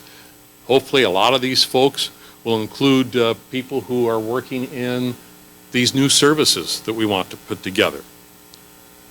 Ultimately, it's to create a succession plan. Okay? That's ultimately the goal, is to have a succession plan for Saturn so that Saturn can continue as those of us who get older retire, pass away, whatever. Okay? Progress on all of these action steps that we've talked about, we're reviewing these on a monthly basis. We meet by conference call once a month, the National Saturn Committee. We talk about all of this once a month. Where are we at with it? What needs to be done next? And so on. Again, we don't want to lose track of where we're at. We don't want that plan to just sit on the shelf. A lot of progress is already being made in 2016 and onward into 2017. All of our international and territorial and local nets continue to operate as they have for years.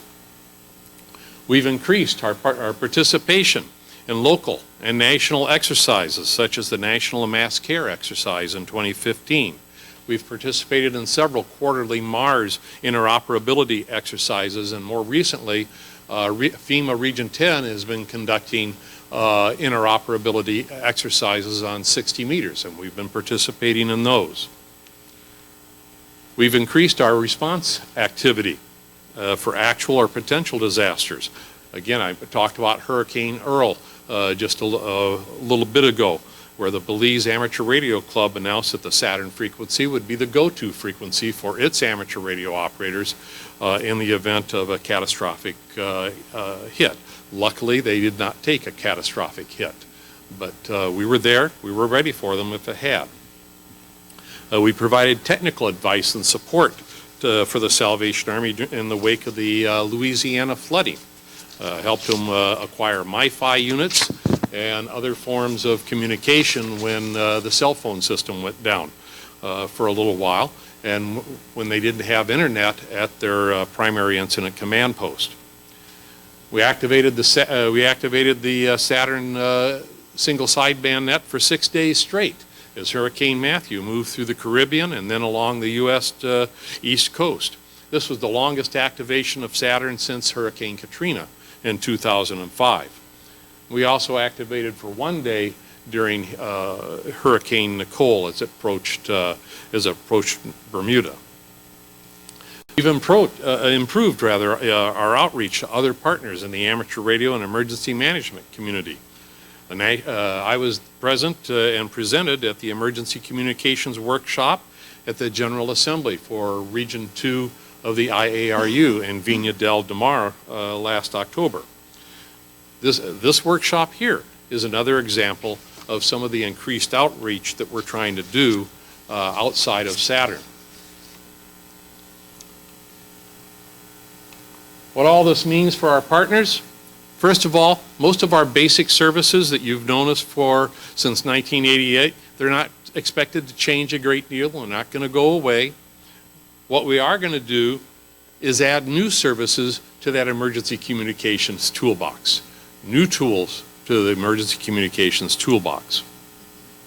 We'll continue to promote partnerships and opportunities for coordination that are beneficial for all of the parties. And these are some of the folks that we partner with right now. I will mention in passing that Major McPherson, of course, was promoted to glory in May of 2016, just a week before he was to receive the Exceptional Service Award. And we miss him a great deal. I took over as National Saturn Liaison in October of 15, and I miss his guidance a great deal. So with that, there's my contact information, and do we have time for questions? We're going to have the question section. Oh, we're going to do that afterwards. That's right. Okay. Thank you very much, Bill.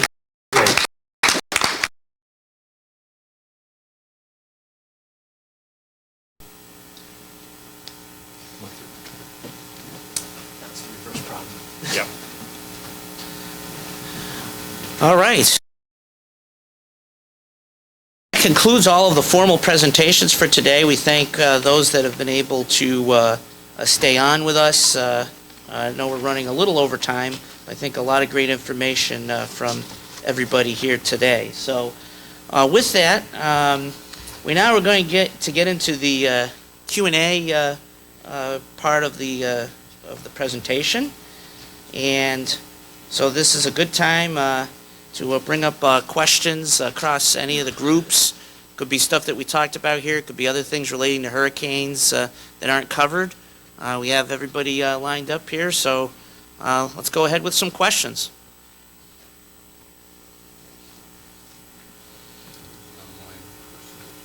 Okay. And so far, no questions.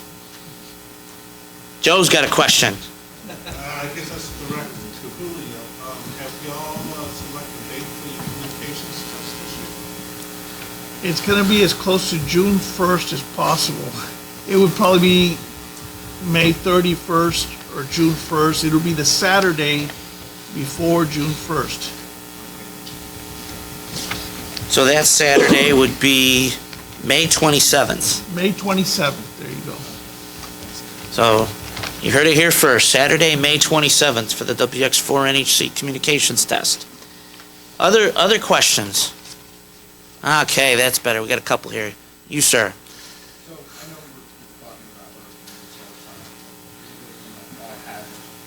Sure. So, I definitely understand that ham radios are regular communications networks are private. The question is this, what, we moved forward in technology on our equipment, but now they're very susceptible to things like electromagnetic pulses and things of that nature. So really, what's really the plan to protect them from that? is an EMP something that's possible? Is it possible, but is it likely? Probably not. But Sure. With the environment that's changing today, and things that are happening in other countries and things, what's our plan? Sure. Yeah. No. So, believe it or not, I'll make one comment here because I have a local amateur who's very into this, preparedness. He's very realistic about it. But one of the things that he does, believe it or not, is he'll take a couple of his radios, simply put them in a metal cage, so that if an EMP happens, with that shielding, the radio will still work. So it sounds crazy. It sounds very simplistic, and yet you really, I'm going to put a radio in a box and just throw it away. But that's what he does, because there's just so much, there isn't a lot of technology out there that doesn't have, that isn't susceptible to EMP, that wouldn't be impacted. So his take is take that technology, take those ham radios that have, that susceptibility, and put it in a box so that if that happens, he just pulls it out of the box and can start using it straight away. I don't know if others have comments on that, but that's one from our area. I know a number of hams, if they have the very old tube equipment that has no solid state in it, they store that for just that purpose. All right. Yeah. Okay. So the question was, so for those that only got the answers here, was basically, if there's an EMP sort of impact, whether it's from foreign countries or could happen from the sun as well. That's another way it could happen. How do you protect your equipment? You heard some of the answers using those that have tube equipment or taking solid state equipment, putting it around metal boxes. Those are the couple of comments made by folks here in answer to that question. And then we had so I know we have a question on the live stream, and we had a question in the back as well.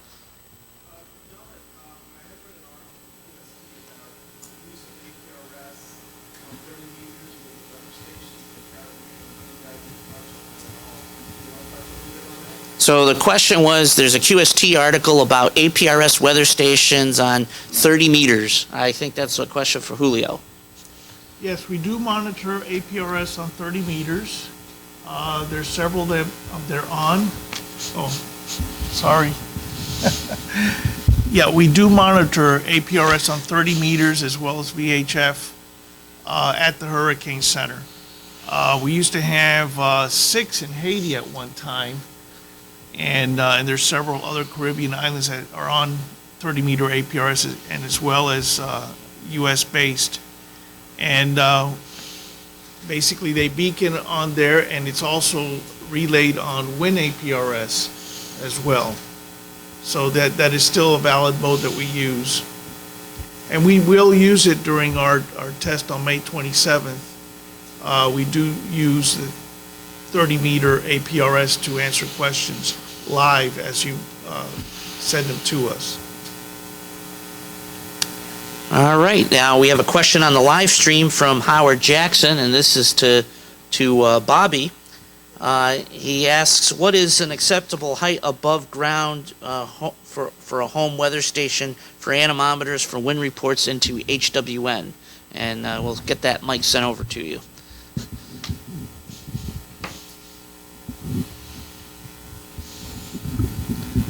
Okay, the recommended height for an anemometer is about 30 feet off the ground in clear space with no trees around, no buildings around. The way you get a clear indication of what's going on. Now, not everybody may not be able to get that anemometer that high. Some of the equipment manufacturers are, as a compromise, is saying no lower than 6 feet, but around 10 to 12 feet, especially since a lot of these newer, a little more affordable personal weather stations are all-in-one units. The ideal height is if all the pieces are able to be separated, like the temperature gauge and to pick up the humidity, like 5 to 6 feet off the ground over like grass. You don't want to have it over concrete or asphalt, because you're going to get a false indication, because that asphalt's going to be a lot hotter, and then of course for the anemometer, a lot higher. But since it is an all-in-one, a good compromise is 10 feet. But the ideal height for anemometer is 30 feet. Yeah, and if possible, if depending on what you have in your capabilities, I've asked the question in the past. Let's say you go up that 30 feet and you're obstructed. What should you do? If you can get high enough to be, above the tree line, within reason, you can certainly try to do that. But note what your height is, because then that can help impact what that wind reading is. Because the 30 feet that Bobby's saying is the kind of regulated height. But sometimes you can do that and you're surrounded by trees everywhere. So your reading is going to be obstructed. So if you have to put it up over the tree line and it's higher, just note that, and then that can be calculated and reduced based on the 30-foot height. So that'd be my other comment there.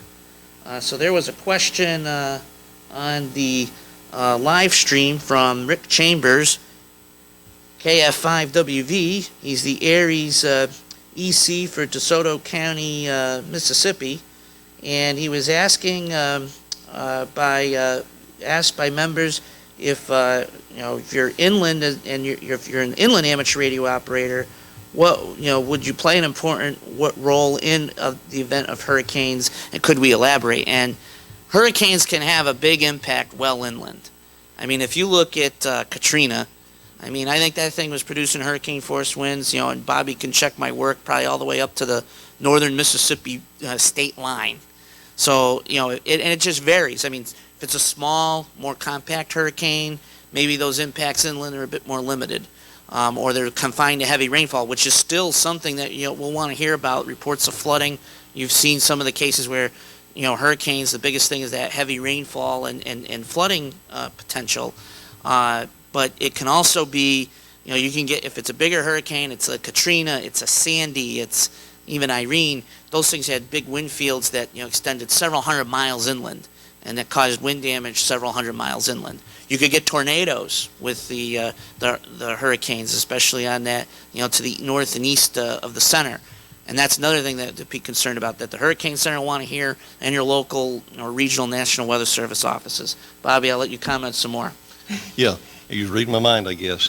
Yeah, going inland with storms, one case in point I remember right offhand, go back to 1989 with Hurricane Hugo. That storm made landfall at Charleston, South Carolina as a Category 4 hurricane. It went inland, went across the South Carolina, North Carolina border, still as a Category 1 hurricane before we came down to tropical storm. Went all the way up into the Ohio, Pennsylvania border, and it didn't become post-tropical until it went into the Great Lakes. All up through that area, it was causing flooding, spin-up tornadoes. So yeah, just because the storm made landfall on the Gulf Coast area or on the eastern coast or any type of coastal region doesn't mean you're not impacted further inland. Yeah, these things can go for thousands of miles. So yeah, don't let your guard down. Very good. Any other questions from the room or on the live stream?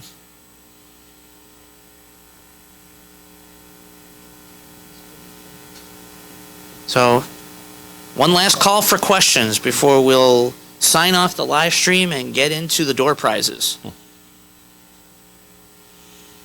All right, so our folks on the live stream, thank you so much for your being online today. Sorry we can't offer you guys some door prizes off the live stream. Maybe someday we'll have technology. We'll employ some technology to do that. But appreciate all of your guys' attention. For the folks on the live stream, we're going to be signing off, and locally here, we're going to be going through the door prize presentation before we end the session. So to our folks on the live stream, thank you so much.